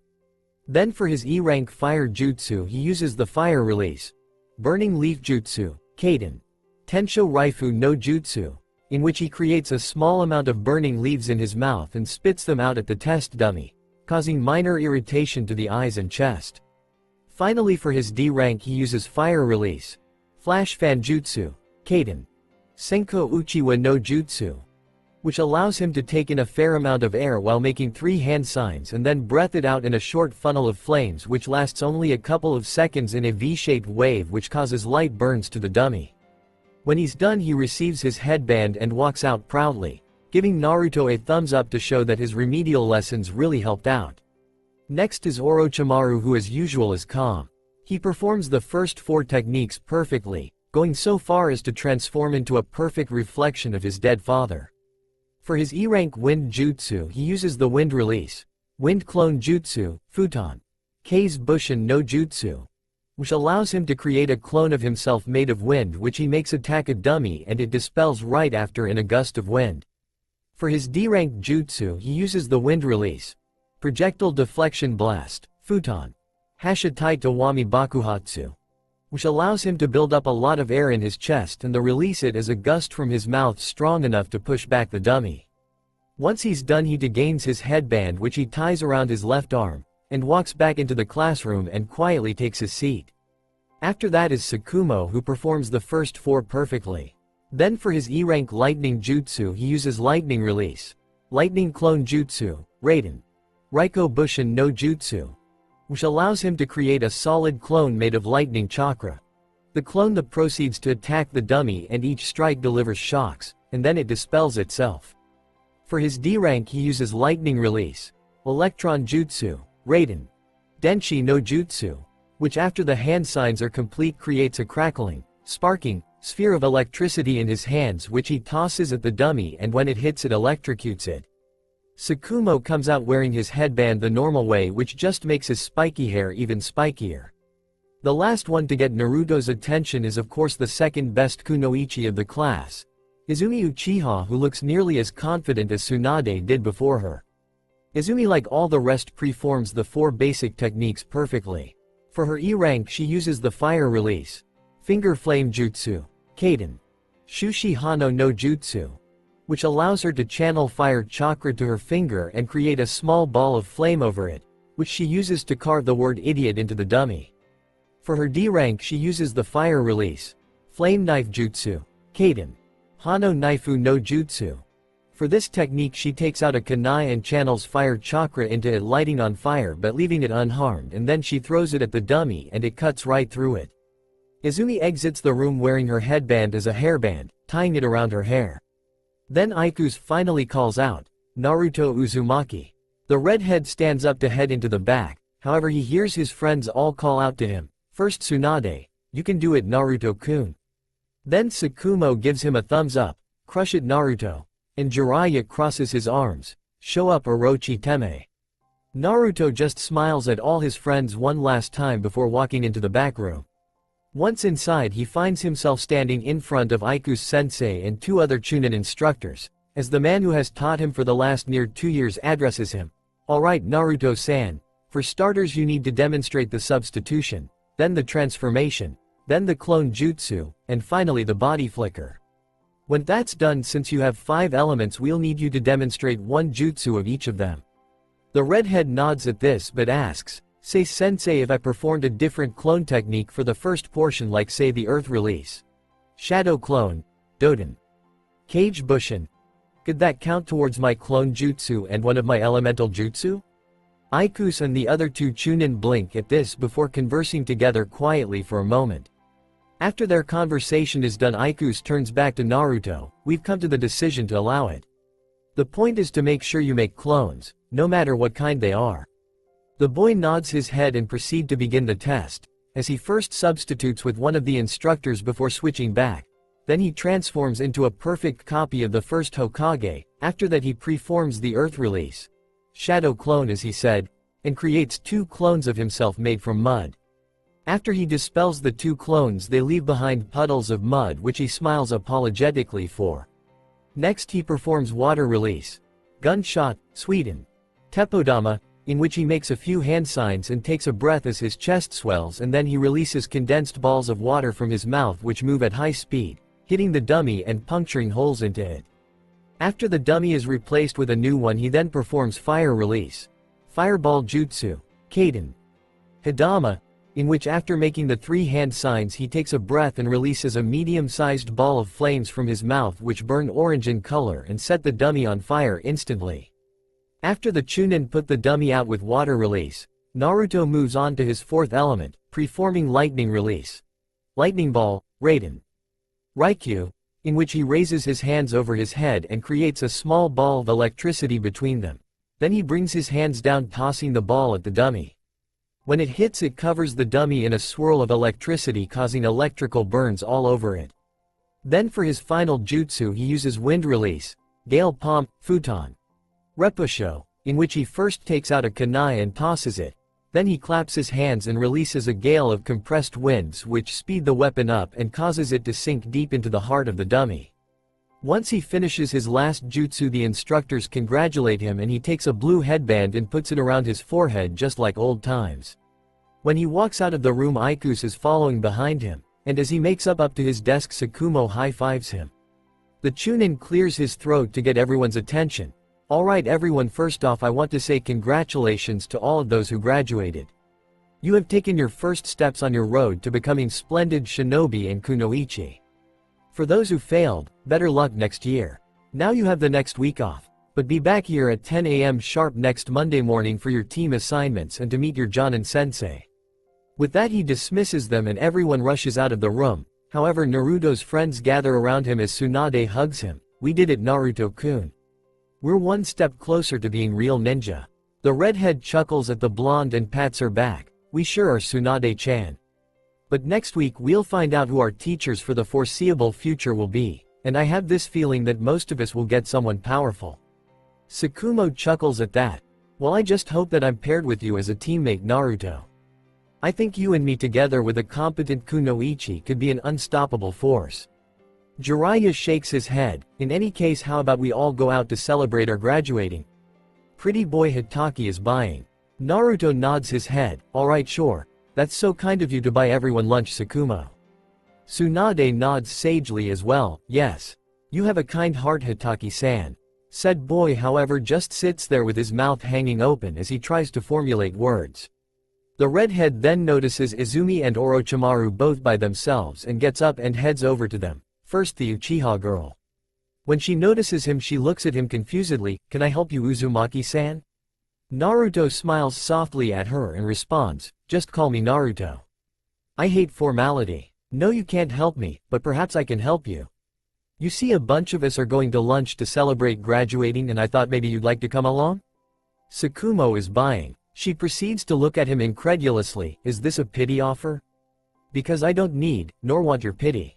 I may not be like others of my clan, but I am still proud to be an Uchiha. The redhead shakes his head. It has nothing to do with pity. Though I will admit there is another motive to my offer. The way I figure it is that we might get teamed up together and it's better to start to get to know a potential teammate now rather than later. Besides, everyone can use friends, even an Uchiha. As she looks at him trying to detect any lies, she finds none, only honesty, and so she gives him a gentle smile. Well, in that case then I would love to join you for a free meal. Naruto smiles at that. Good, head on over to the group and introduce yourself. I have one more person to talk to. With that he heads over towards the loner prodigy, while Izumi walks over to the little group and properly introduces herself to them. Naruto arrives at Orochimaru's desk just as the boy is getting up to leave, and when he sees the redhead he asks, "What do you need, Naruto-san?" The redhead looks at him seriously. You don't need to be alone, Orochimaru. I know the pain you must be feeling deep down. Losing your parents at a young age, it's the kind of thing you never quite get over. My parents have been dead over 2 years and I still haven't gotten over it. The pale boy looks at him surprised, but quickly bows his head and hides his eyes behind his bangs. How do you do it? How can you be so cheerful despite the loss of your parents? Naruto pats his shoulder. You take it one day at a time, and you realize that no matter what, your parents loved you and they wouldn't want you to mourn their deaths forever. They would want you to live your life, make friends, keep moving forward and have great adventures. That doesn't mean you should forget them. You can still remember all the good times, just don't get stuck in the past, because that solves nothing. Orochimaru looks at him in astonishment, seeing the wisdom in his words and realizing that if his parents could see him now, that his father would smack him upside the head and tell him to go play with other kids and have fun. With that in mind, he smiles softly and nods his head to the redhead. Thank you, Naruto-san. I will try to take your advice. Naruto just smiles at him and responds, well, you can start by joining me and the others for lunch. Our fellow genius Sakumo is buying. The black-haired boy stands up and says 3 words, lead the way. With that, the 2 geniuses rejoin the group and the now 6 genin leave the classroom heading for a barbecue restaurant. Not noticing Iku's smile at the scene as the man thinks to himself, I have the feeling that group is going to change the world in the future. I look forward to seeing where their paths take them. The week since graduation has gone by quickly. After leaving the academy that day, Naruto's group went to a barbecue restaurant owned by the Akamichi clan and had a nice lunch. Everyone talked and had a good time. Though there were funny moments, like when Jiraiya got into an argument with Orochimaru over a piece of pork, and of course the funniest moment of all, when the bill came and Sakumo was forced to pay it, causing the silver-haired boy to cry a river of tears over the loss of his allowance money. After that, everyone went their separate ways, promising to meet up again in a couple days for a group spar. When Naruto and Tsunade got home, they were greeted to a party from the entire Senju clan to congratulate them for becoming genin. Each received gifts from the main family members. For Tsunade, she received a new kunai and shuriken holster from her parents, while Mito gave her a beginner's scroll on medical ninjutsu written by Hashirama himself, something which excited her a great deal. For Naruto, though, he received from Amaya a gray cargo vest lined with silver fur around the collar and the bottom. When asked why, she simply said, I thought it screamed Naruto. He thanked her kindly for it and slipped it on immediately. From Itama, he received 5 scrolls of C-rank elemental techniques, one of each of the 5 main elements. Along with it, he got a joking warning, now don't go using those techniques to hurt people. However, from Mito, he received a new katana. The blade in question is approximately 28 inches in length. The blade is made of chakra-conductive metal and polished to a sheen. The tsuba is circular and takes the shape of the Uzumaki swirl, while the grip is wrapped in black-colored cloth. The sheath is made of a strong wood and colored black as well, with images of red plum blossoms decorating it. He took it with reverence as Mito explains to him that the blade's name is Kurahime, Black Princess, and that it had once belonged to a samurai who had married into the Uzumaki clan and was a master of his kenjutsu style, Hidden Mitsurugi Ryu. That man's name was Kenshin Himura. Naruto thanked her with a hug for the sword and said he would use it well. After that, Naruto and Tsunade spent the rest of the week hanging out with everyone and getting to know the new additions to the group. In the course of the week, the 2 girls of the group developed a friendship and mutual respect due to their shared wish to be great kunoichi. Now here they sit awaiting Iku's sensei to enter the room and tell them who they'll be teamed with. Even though Naruto is already sure of one team for sure, the future Sannin taught by Hiruzen Sarutobi. After a few more minutes, the brown-haired man comes in and clears his throat to get everyone's attention for the last time. Alright, look alive everyone. Today you find out who you will be placed into 3-man squads with, and who your Jonin sensei, commander, will be. Pay attention, because if you miss your name, I'm not going to repeat myself. Everyone proceeds to pay attention at that as the man begins to call out team number and names. Naruto, however, does as he with Iruka in the future, tunes him out, as he takes out a scroll and some ink and begins to work on another seal taught to him by Mito. This time it's a basic barrier seal. After working on it for a little bit, he tunes back in when he hears Iku say, Team 7 will consist of Orochimaru Habi, Tsunade Senju, and Jiraiya. Your sensei will be Hiruzen Sarutobi. Hearing this, everyone responds differently. Most of the class can't believe that the Hokage, the man called the God of Shinobi, is actually taking a team. Orochimaru is pleased by the announcement, knowing that he can learn to be a truly strong ninja under the third Hokage. Jiraiya, while happy to be learning from the Hokage, is a little put off being teamed with Orochimaru and Tsunade, as he fears they'll make fun of him once they're away from his friend Naruto. Tsunade, however, is ecstatic that the man who was taught by both her grandfather and granduncle is going to be her teacher, plus it doesn't hurt that she's known him all her life. Aikus quickly clears his throat, bringing order back to the class. Yes, I know it's shocking that Lord Third is taking a team, however he believes that it's time for him to pass down what he knows to the next generation. Now to continue, Team 8 will consist of, as he names of 3 more no-name genin and 1 more jonin. Then he reaches Team 9. Team 9 will consist of Tsukumo Hitaki, Izumi Uchiha, and Naruto Uzumaki. Your jonin sensei will be Danzo Shimura. Now that one surprises Naruto. Don't get him wrong, he's happy that he's being paired with his friend Tsukumo as well as his new friend and second best kunoichi in the class, Izumi. Know what surprises him is their sensei, the man referred throughout the elemental nations as the darkness of Shinobi, Shinobi no Yami. The very same man who in the future had wanted to turn him into a weapon from the day Kurama was sealed inside of him. He remembers that after Pain's invasion Tsunade fell into a coma and Danzo was named at the 6th Hokage candidate, Rokudame Hokage Koho. Danzo was the man who had run a secret division of Anbu loyal only to himself called Root, and had wanted the Land of Fire to rule all the elemental nations. The man had gone so far as to have his right arm replaced with one made from the cells of the first Hokage and then implanted with multiple pairs of Sharingan. The man had ended up being killed by Naruto's wayward teammate Sasuke Uchiha, after a prolonged battle, which if memory served included Danzo summoning some kind of animal.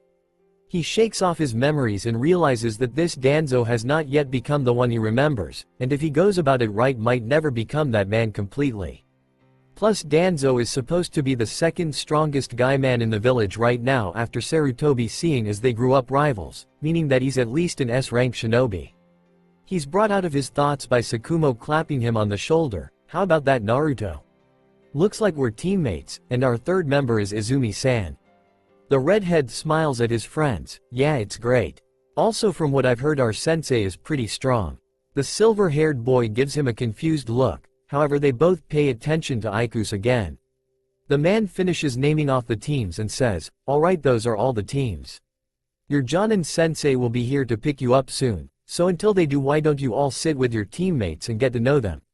It's been my pleasure to be your instructor for the last 2 years, and I look forward to watching each of your careers.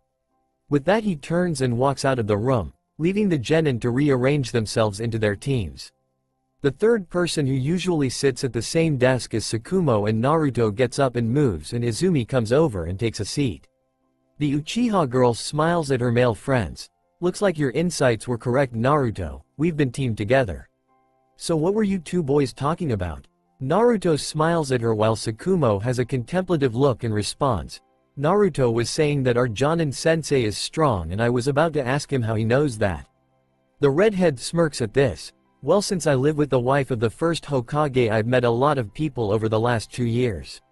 Chief among those is the third Hokage, his teammates Homura-san and Kaharu-san. All 3 of them have mentioned Danzo Shimura before. According to Hiruzen, the man is the second strongest ninja in the village after himself. As he puts it, Danzo is easily an S-rank shinobi. He's smart, cold, calm, and collected. Izumi nods along to this. I've also heard of Danzo Shimura. My cousin Kagami Uchiha was his teammate as genin and still goes on missions with the man at times, and he always speaks highly of his skills as a ninja. Tsukumo takes a thinking pose at this. So what you two are saying is that we're going to be learning under a man nearly as strong as the third? They both nod their heads in response, which causes him to smile slightly. Good, then that means we won't be falling behind our friends who are trained by Lord Hokage. The other two chuckle at this, as they all fall into an easy conversation. Over the next 2 hours each team's sensei comes in and takes them away, until the only ones left are teams 7 and 9. The 2 teams come to the agreement to sit in the same section, when Tsunade brings up an interesting topic. Do you guys think that Hiruzen sensei and Danzo sensei will have us do joint training sessions and joint missions? However, before any of them can answer, Tsunade and Naruto hear a very familiar voice respond. That's a very good question, Tsunade-chan. The answer to that is there is a good possibility of joint missions, not sure about joint training sessions. What do you think, Danzo? The 6 genin turn to see that standing in the doorway are 2 men. The first is easily recognizable to all of them as his face is carved upon the Hokage mountain, as well as the fact that he gave a speech on their first day of the academy. Hiruzen Sarutobi, the 3rd Hokage of the Leaf, the god of shinobi, has changed very little in the last 2 years. He is now 25 years old. The lines under his eyes are a bit more defined and slightly longer. His hair is still spiky, and his goatee is still short. Today he's wearing a casual black outfit, black pants tucked into mesh armor over the shins, a black long-sleeved kimono shirt with the end of the sleeves tucked into mesh armor over the forearms and white around the collar. Under the shirt is mesh armor as well. The second man, however, is new to every one of them. He's a handsome man with a serious face. There's an X-shaped scar on his chin. He has shaggy black hair which reaches eye level. His eyes are brown and sharp, making him look a little like a hawk. He wears a black bodysuit with wrist and shin guards, and his headband is tied around his head as it should be. He's also only slightly taller than Sarutobi, standing at 5 feet 8. This man is Danzo Shimura, the darkness of shinobi, and Team 9's new sensei. The 25-year-old, S-rank shinobi grunts a little. I think that our teams would benefit from sparring and training together once a month, Hiruzen. As for joint missions, it is inevitable that the 2 teams will place together for certain missions, as you cannot take your team out of the village being that you are the Hokage. Of course, whether or not they will be our teams remains to be seen.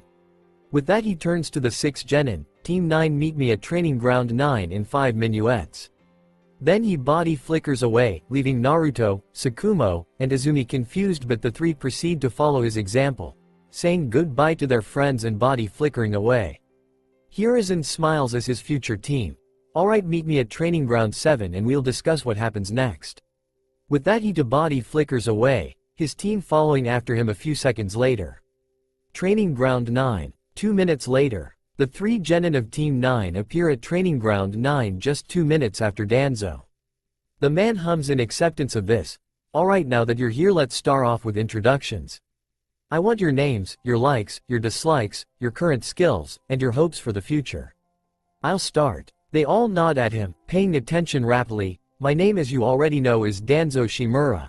I am a Jonin of the Leaf, formerly an Anbu captain. My likes are training, the village, and my fiancé.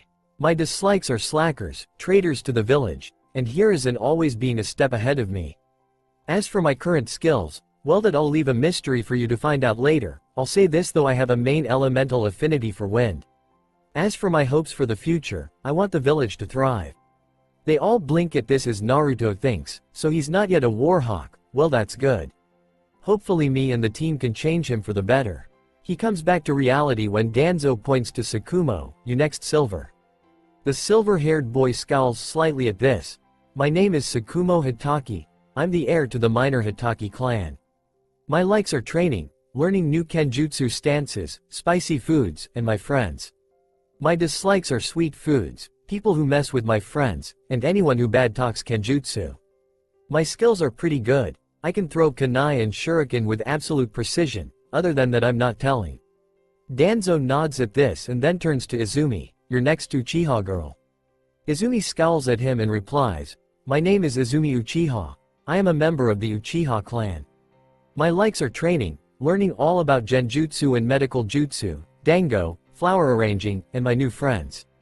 My dislikes include the arrogance of most of my clan, perverts, people who say women can't be as strong as men, and those who put down genjutsu. As for my skills, I think I'll take your root sensei and keep those a secret for you to figure out on your for my dreams for the future. I want to be a great kunoichi and have my name etched into history as the greatest mistress of genjutsu ever. Then I want to settle down and have a family with a man I love. The black-haired man chuckles at her attitude, then turns to his last student. You're the last one, Red. Instead of getting angry or annoyed like he expects, Naruto just smiles as he responds. My name is Naruto Uzumaki. I'm a member of the Uzumaki clan, as well as part of the Senju family. My likes are ramen, training, gardening, my friends, and the village. My dislikes are the 3 minutes it takes for the water to boil for ramen, perverts, people who look down on others just to make themselves feel better, and those who trample on nature.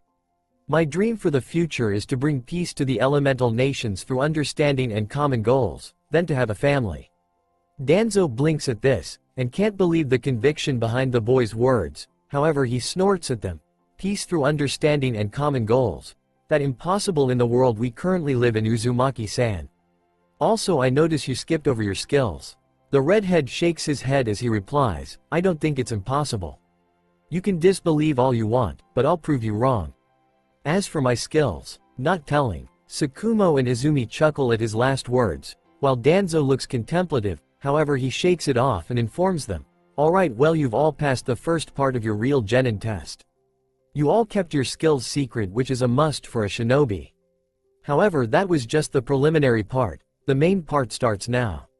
At this, Tsukumo and Izumi are confused as the black-haired girl questions, what do you mean, real genin test? I thought we passed the genin test in the academy. The 25-year-old smirks at this and answers, that test was to see who had what it takes to become ninja. The real genin test is administered by the Yonnin and is meant to weed out the weak from the strong. Amongst all the graduates, 66% will fail their real genin test. The other 33% will end up passing and becoming actual genin. Time to find out if you three are part of the second group. Both Tsukumo and Izumi balk at this, however all three notice that Naruto isn't at all surprised by this revelation. Tsukumo decides to ask his friend, why don't you seem surprised by this, Naruto? The redhead smirks, I knew about the real genin test a long time ago. Itama-san told me about the test that his uncle the second Hokage gave to Lord Third and his teammates when they became genin. I just kept it to myself because it's supposed to be a surprise for the newly graduated genin. Danzo however sighs at this, placing his left hand at his waist and his right hand against his headband. I'm going to have a talk with Itama-senpai about revealing secrets. Naruto shakes his head and replies, don't be too hard on him, Danzo-sensei. In his defense, he'd had a lot of sake before he told me. The black-haired man shakes his head in exasperation, but quickly gets back on track. Alright, well, your test will be this. He takes 2 scrolls from his pouch and holds them out for them to see. It will be your job to get these 2 scrolls from me. Within each scroll is the registration forms for active shinobi. Izumi decides to point out the obvious, but sensei, there are only 2 scrolls. He nods his head, you're correct, Uchiha-san. This means that only 2 of you will pass. The one who does not get a scroll will be dropped from the shinobi program completely and have all their chakras sealed off forever. Each of them react shocked to this, even though unknown to all Naruto's shock is faked. The man is satisfied by their faces and continues, your mission is to get these scrolls from me before lunch. If you don't, one of you will be tied to the posts and will have to remain here for all of lunch. However, as an added challenge, you'll have locate me in order to even attempt to get the scrolls from me. When you find me, come at me with the intent to kill. Your time begins now. With that, he throws down a smoke bomb, causing the 3 children to close their eyes and cover their noses and mouths. When they open their eyes again, Danzo is gone. Tsukumo and Izumi immediately prepare to head off in different directions to find Danzo and get a scroll, however Naruto stops them. Wait guys. This causes them to pause and look at him questioningly, you need to stop and think. Why would only 2 of us pass while the third fails? As far as I know, the Leaf is known for its 4-man teams, not 3-man teams. The 2 6-year-olds consider his words and it's Tsukumo who comes to the logical conclusion first, it's a test of teamwork. Danzo-sensei is trying to pit us against each other so that we automatically fail. The redhead nods at this as Izumi chimes in, then we need to work together to track him and take the scrolls from him. The 2 boys nod along to this, and so the 3 fresh genin gather together in a circle and put their heads together to come up with a plan to take on their new sensei. Unknown to them, the man they're conspiring against is watching them from the surrounding trees with a smirk as he thinks to himself, they figured it out pretty quickly. Then again, Uzumaki and Hitaki are 2 of the 3 prodigies of their class. Hiruzen was a fool to take on the balanced team. He should have paired 2 of the prodigies together with the Senju heiress, that would have been an unstoppable team. Oh well, his mistake is my gain. Let's see how well they do together against me.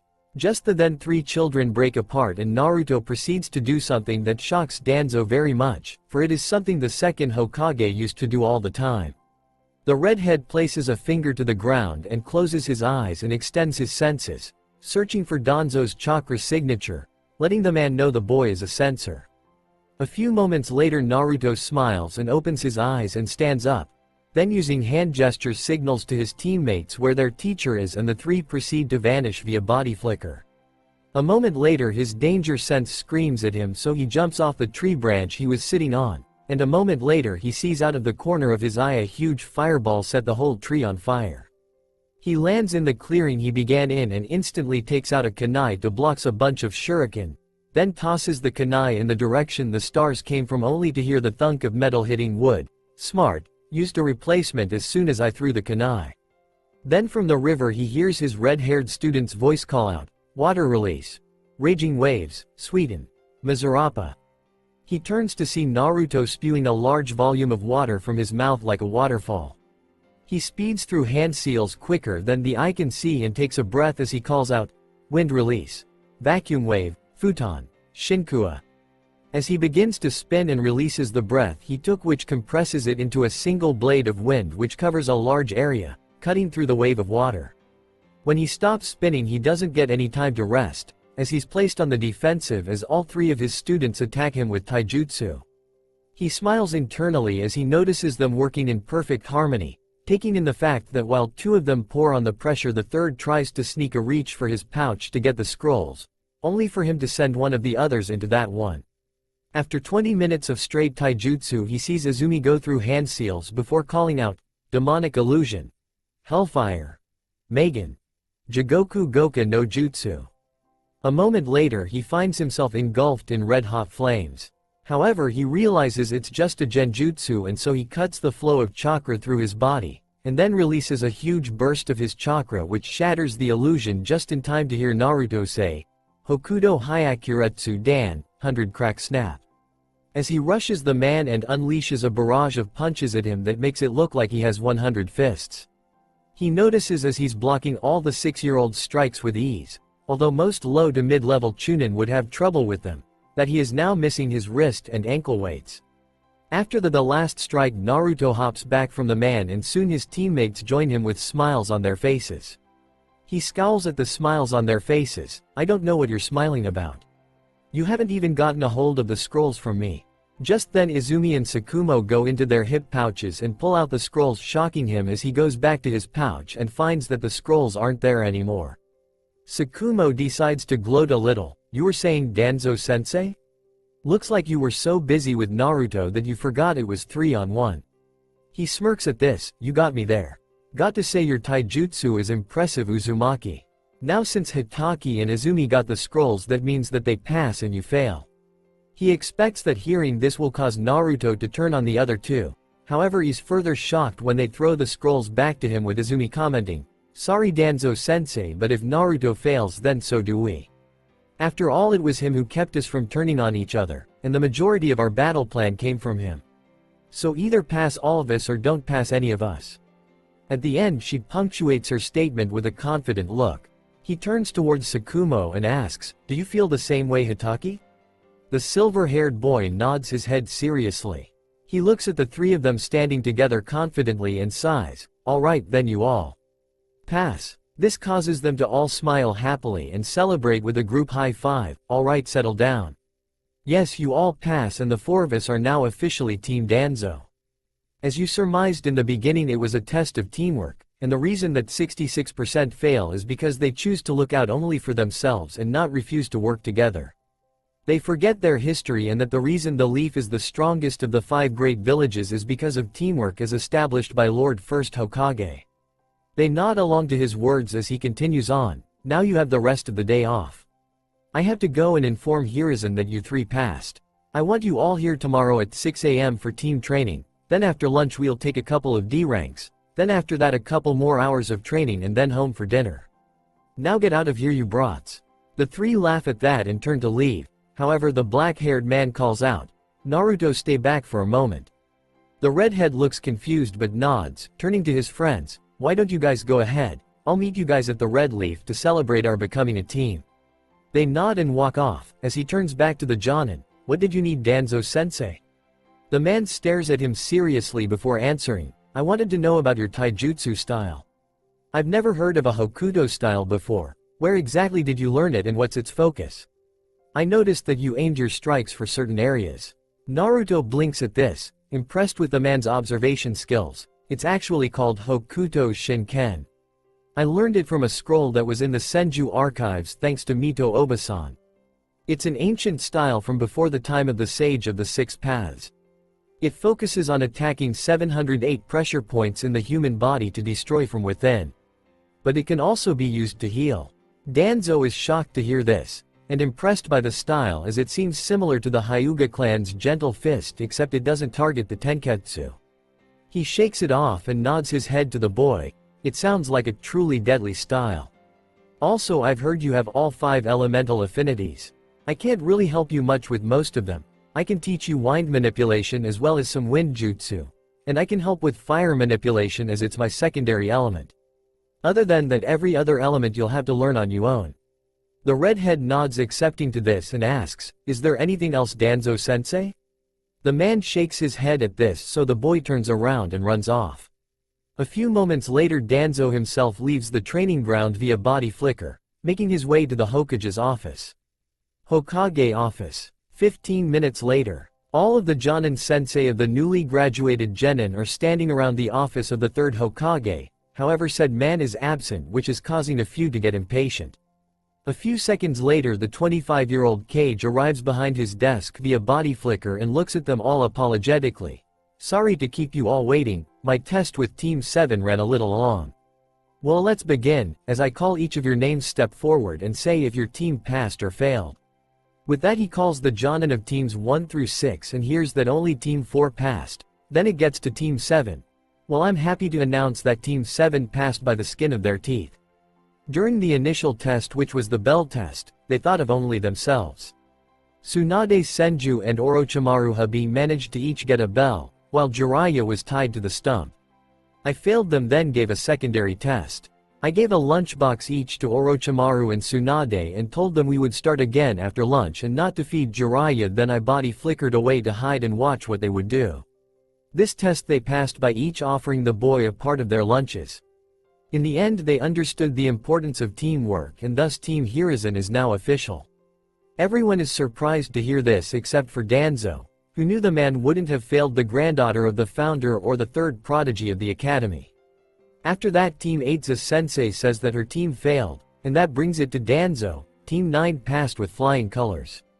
That really shocks everyone, as the man has never passed any team before, so Sarutobi decides to ask, really, Danzo? That's surprising considering your track record. Pray tell, how did they pass your test? The black-haired man continues to lean against the wall with his arms crossed as he answers, well, they got the gist of the test from the beginning. Uzumaki got it right off and then helped the other two to come to the same conclusion. After that, I was surprised to find out that Uzumaki is a sensor type like Lord Second, and they found me pretty quickly. After that, they kept me on my toes with good teamwork. First, the Uchiha girl flushed me out of my hiding spot with a fireball. Then the Hitaki boy tried to get me with shuriken, which I blocked with a kunai and then threw the kunai at him, but he substituted with the almighty log. At this, everyone chuckles and bows their heads in reverence of the log. He clears his throat and continues. Then Uzumaki used one of his 5 elemental natures and fired off a C-rank water jutsu at me, which I countered with a B-rank wind jutsu. After that, the 3 attacked me in unison with taijutsu and worked pretty damn well together, as 2 would try to distract me while the 3rd went for my pouch. That failed. So then the Uchiha cast a genjutsu on me to make me think I was consumed in flames. I broke it pretty quickly, however it gave Uzumaki enough time to set up an advanced taijutsu attack. Blocking the boys' strikes distracted me enough that I lost track of the other 2 and they managed to get the scrolls from me. When I told them they passed and Uzumaki failed, they threw the scrolls back to me and said they all pass or they all fail. So I passed them for showing solidarity. Therefore, Team Danzo is now official.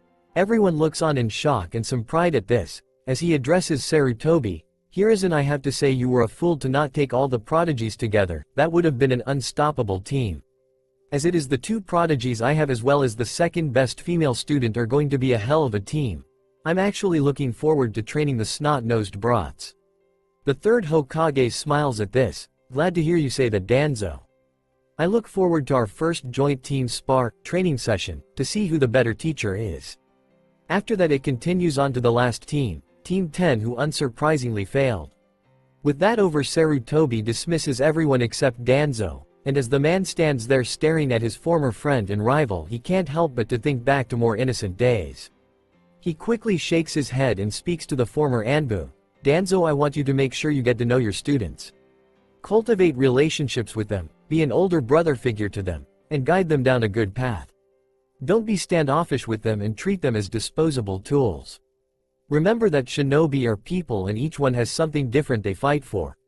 His fellow 25-year-old just nods his head at this. Don't worry, Hiruzen, if I'm going to take the time to teach these kids, then I'm not going to treat them like they aren't worth my time. You just worry about your team and be prepared to nurse their broken egos in a month from now. If there is nothing else, Hokage-sama. The brown-haired man shakes his head and the other man body flickers away, leaving the Hokage to do his paperwork and think about what kind of training to put his new team through starting tomorrow. 3 months later. Training Ground 9. It's been 3 months since the team placements and the true Genin tests. In that 3 months both teams 7 and 9 have continued to grow as shinobi. With Team 9 they have been learning a great deal from Danzo. Every morning except Saturdays and Sundays, they gather at Training Ground 9 for morning training. They start off every morning with a workout of push-ups, sit-ups, jumping jacks, squats, chin-ups, laps around the training grounds, and then a group spar, strictly taijutsu. After that they take a break for an hour, then they move on to improving their skills, first taijutsu, correcting all the mistakes from their earlier spar, and moving on to the next set of kata of their individual styles. After taijutsu is kenjutsu. Now that was a bit hard for Izumi at first, as she'd never even touched a sword. So Danzo told her to ask her uncle Kagami to help her find a kenjutsu style that would suit her. The next day she showed up with dual kodachi and an old kenjutsu style called kodachi nito ryu, double kodachi style. So since then she's been learning how to use it to a good level, while her teammates have been increasing their proficiency with their own unique styles. After kenjutsu is ninjutsu training. Danzo has the belief that in order to properly use elemental ninjutsu one has to have a good grasp of said element. In that vein he's been teaching them the first steps of elemental manipulation. For each one it's different. For Naruto he has to cut a leaf in half using wind chakra. For Izumi she has to burn a leaf starting from the center by converting her chakra into pure heat. And for Tsukumo he has to make the leaf crumple up between his hands by turning his chakra into electricity. Each one has made pretty good strides. Naruto has managed to cut 3/4 of the leaf with his wind chakra. Izumi has managed to burn half of her leaf from the center with her fire chakra. And Tsukumo has managed to crumple 3/4 of his leaf with his lightning chakra. Besides that he's taught them a few more jutsu for each of their elements, so they now each have 3 C-rank elemental jutsu apiece. After ninjutsu of course is genjutsu, a subject which Izumi excels in, especially now that she has her Sharingan. At the end of the first month of their training Danzo decided it was time that girl activate her family's bloodline, and so he asked the members of his former Anbu team to attack the girl on her way home and make their attempts to kill her as real as possible. The ploy worked, and that night Izumi activated the Sharingan. Ever since her genjutsu prowess has increased, even though she chooses not to learn any new genjutsu with her bloodline. Naruto and Tsukumo on the other hand have managed to learn only a few minor genjutsu, demonstrating that neither one will ever be true genjutsu types. After genjutsu training is always lunch, then they take on D-ranks, which in Naruto's own words are meaningless tasks that the civilians are too damn lazy to do themselves. Things like painting fences, weeding gardens, walking dogs, and the worst of all, capturing the Fire Lady's cat, Sora. They've taken that mission 5 times already, and each time the redhead swears that Sora must be the father or grandfather of Tora the demon cat from his original time. Just like the latter mentioned cat, Sora hates his and Tsukumo's guts and always seems to relax when held by Izumi. It's enough that Tsukumo always comments about how cats like that are why he's a dog person. After Evil D ranks they return to the training grounds and do 2 more hours of training, focusing mainly on teamwork and chakra control. After the 2 hours are up they head home for dinner and to rest up to start the process over the next day. On their days off each one spends time relaxing and working on individual projects at their own homes. For Izumi, she spends her time continuing to learn her kenjutsu so that she can catch up to her teammates in that area. For Tsukumo, he spends time with his father learning the responsibilities of being the next head of the Hitaki clan, as well as taking care of the puppies of the family's dog summons. Naruto spends his days off continuing his studies of Fuinjutsu under the careful watch of Mito. Recently he got some good news from the elder redhead. He has reached a level in Fuinjutsu that he is now considered a level 2 seal master, which means he's only 8 levels away from being a level 10 seal master. However, she stopped his excitement at the announcement by telling him he's about 18 levels from being an Uzumaki seal master, but said that once he reaches level 10 she'll give him her brother-in-law's notes on a special Jikukan ninjutsu that the man developed, and that she has no doubt that he'll be able to improve it when the time comes. Another thing to happen over the last 3 months is that teams 7 and 9 have had 2 sparring sessions to test their skills and the efficiency of their teachers. Unfortunately for Team 7, they've lost both the spars, mainly because Team 9's teamwork is way better, as they work as a cohesive unity, while the 3 members of Team 7 spend half their time fighting each other, especially Jiraiya and Orochimaru. Tsunade tries to play mediator between her teammates, however that quickly fails and her temper comes to the forefront when Jiraiya calls her flat chest and she proceeds to beat him down. However, thanks to the training part of the sessions, the 2 S-rank shinobi have found out that the members of their teams work well together, especially with Naruto leading all of them. That's something both men noticed immediately in the first session. Initially Team 7 continued to bicker, blaming one another for their loss. However, the redhead stepped in and stopped their arguing and said they were all to blame and needed to work on how to be a team better. Then he led them through training, instructing each of them on where they needed to be and what they needed to work on to be better. They even decided to switch up their team's configuration during the second training session.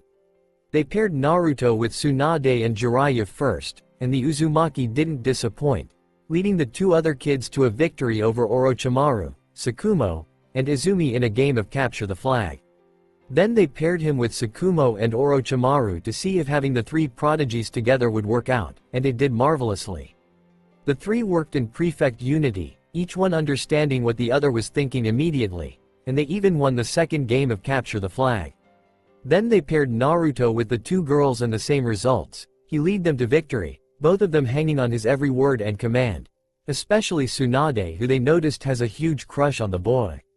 Finally they teamed him up with Jiraiya and Orochimaru, and he actually managed to get the 2 boys to put aside their differences and work together as a unity and just barely eke out another victory. After witnessing this, they realized that among the group of 6 that Naruto is without a doubt the linchpin as well as the de facto leader.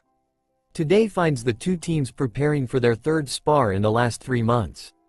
Hiruzen and Danzo are standing to the side ready to call the match to begin. Both teams are huddled together in separate circles discussing how to best handle their opponents. Naruto gives the plan to his teammates. Alright, here's how this is going down. Tsukumo, I want you to focus on Orochimaru. You're about equal in taijutsu, but if it comes down to ninjutsu your lightning element cancels out his wind and vice versa. The silver-haired boy nods to this. Good thinking as usual, Naruto. I have to say that I was going to suggest just that. You know me well, buddy. The redhead smiles at him. He then turns to Izumi. Izumi, you're going to take Jiraiya. His weakness is genjutsu. He sucks at it, so hit him with one that will take him out of the fight. I'll take Tsunade-chan. I know how to neutralize her taijutsu style. Also, just like with Orochimaru and Tsukumo, I have the canceling element to her lightning. When I get the chance I'll slap a paralyzing seal on her. Despite being part Uzumaki, she sucks at Fuinjutsu. The black-haired girl nods along to this. Understood, Naruto. I'll hit the little pervert with the perfect genjutsu for someone like him. Tsunade-chan may get mad at you for using a seal on her. Naruto chuckles at this. It'll be okay. Even if she gets mad she'll forgive me by the end of the night. After all, we're best friends. This causes his teammates to sweat drop and think, more like because she has a freaking crush on you, moron. With that they break apart and stand ready for the spar. Team 7 on the other hand are not as good on the planning as Jiraiya can be heard loudly declaring, I'm kicking Tsukumo's butt. Orochi Teme, you can have Naruto, and Flat Chest, you can take Billboard Chest. Now let's go. His comments have the affect of making Orochimaru, Naruto, and Tsukumo to shake their heads. while Tsunade and Izumi both gain tick marks over their eyebrows as they both go red in feminine fury. However, before the blonde-haired girl can do anything about it, the impatient boy goes rushing forward to take on his self-appointed opponent. Seeing this, Team 9 immediately go into action. Tsukumo and Naruto vanish via pure speed and appear in front of Orochimaru and Tsunade respectively and begin to engage them in taijutsu. Jiraiya, seeing this, groans, "Oh come on. I said I wanted Tsukumo, damn it." Then he feels someone tap him on his shoulder and feels a shiver go down his spine as he turns to find Izumi smiling sweetly at him with her Sharingan active. As soon as he makes eye contact with her, he hears, "Demonic illusion. Anti-pervert jutsu." As soon as those words are uttered, his world changes, as he proceeds to be subjected to unspeakable images and starts screaming like a little girl before passing out, muttering, "Too many dudes. Too much penis." Izumi smirks in triumph as she gives him a good swift kick to the balls for extra measure and walks away, while hearing Tsunade say, "Way to go, Izumi-chan." The two 25-year-old teachers each do different things. Danzo chuckles at the stupidity of the white-haired boy, while Hiruzen puts his face in the palm of his hand and shakes his head. Why must Jiraiya-kun be such a fool? Naruto and Tsunade continue their exchange of taijutsu, as they seem to be equal, causing the blonde-haired girl to smile. "Good to see you're keeping up with your training, Naruto-kun. But I thought that by now you'd be much better than this." The redhead shakes his head with a smirk. "Oh, you want to see better, Su-chan tilde?" This causes her to blush and mess up one of her strikes, giving him the chance to get into her guard, as he goes into his hip pouch, scaring her. However, her fear quickly recedes when she sees he's just getting out a paper. However, she gets a surprise. He slaps it to her chest, makes a ram seal and says, "Paralysis seal activate." Right after he says it, the paper on her chest lights up with chakra and sends a miniature shock through her nervous system, causing her body lock up and making her unable to move. She proceeds to glare at him. "No fair, Naruto-kun. You distracted me so you could use Fuinjutsu on me. Let me go right now." Naruto smiles sheepishly at her. "Sorry, Tsunade-chan, I can't do that, not until Tsukumo has finished with Orochimaru. Also, you should know that when it comes to being a ninja, there is no such thing as fair. So please just stay there for a little while longer and then I'll release you." She just proceeds to glower at him in response. However, she doesn't get to do it for long as she looks over to the fight between Orochimaru and Tsukumo to see that the silver-haired boy now has the point of his tanto to the throat of the downed black-haired boy. "You have no choice, Orochimaru, you must yield." The pale-skinned boy knows he's right, so he sighs and responds, "You are correct, Tsukumo-san, I yield."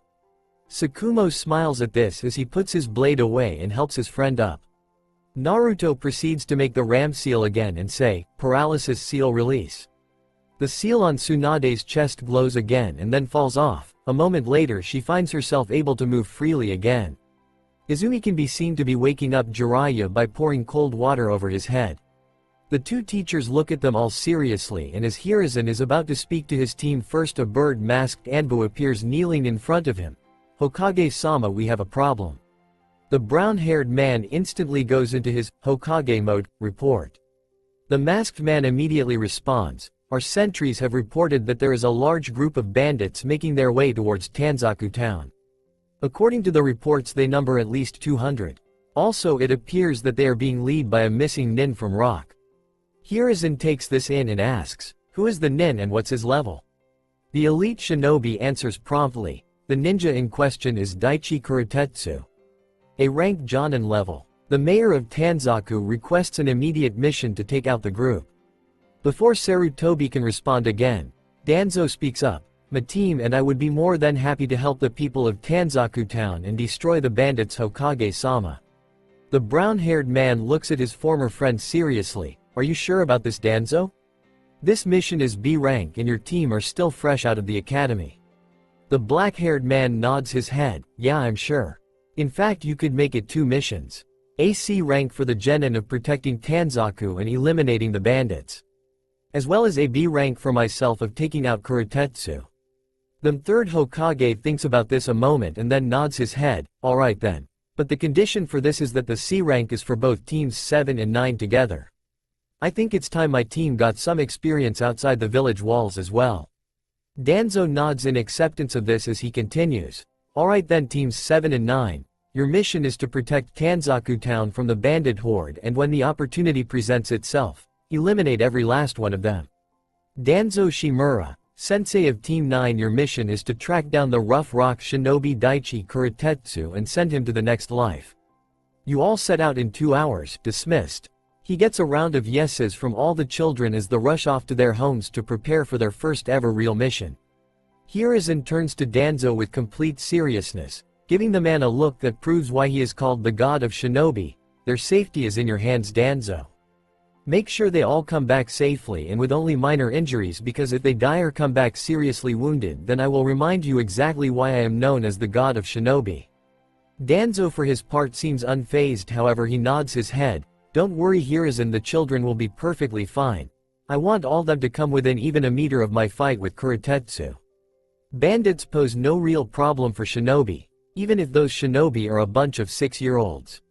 Sarutobi nods empirically at this as his former friend body flickers away to prepare for the missions. The man called the third Hokage decides he should get back to his office to finish paperwork as well as prepare for Mito to come to him to complain about giving Tsunade and Naruto a C rank.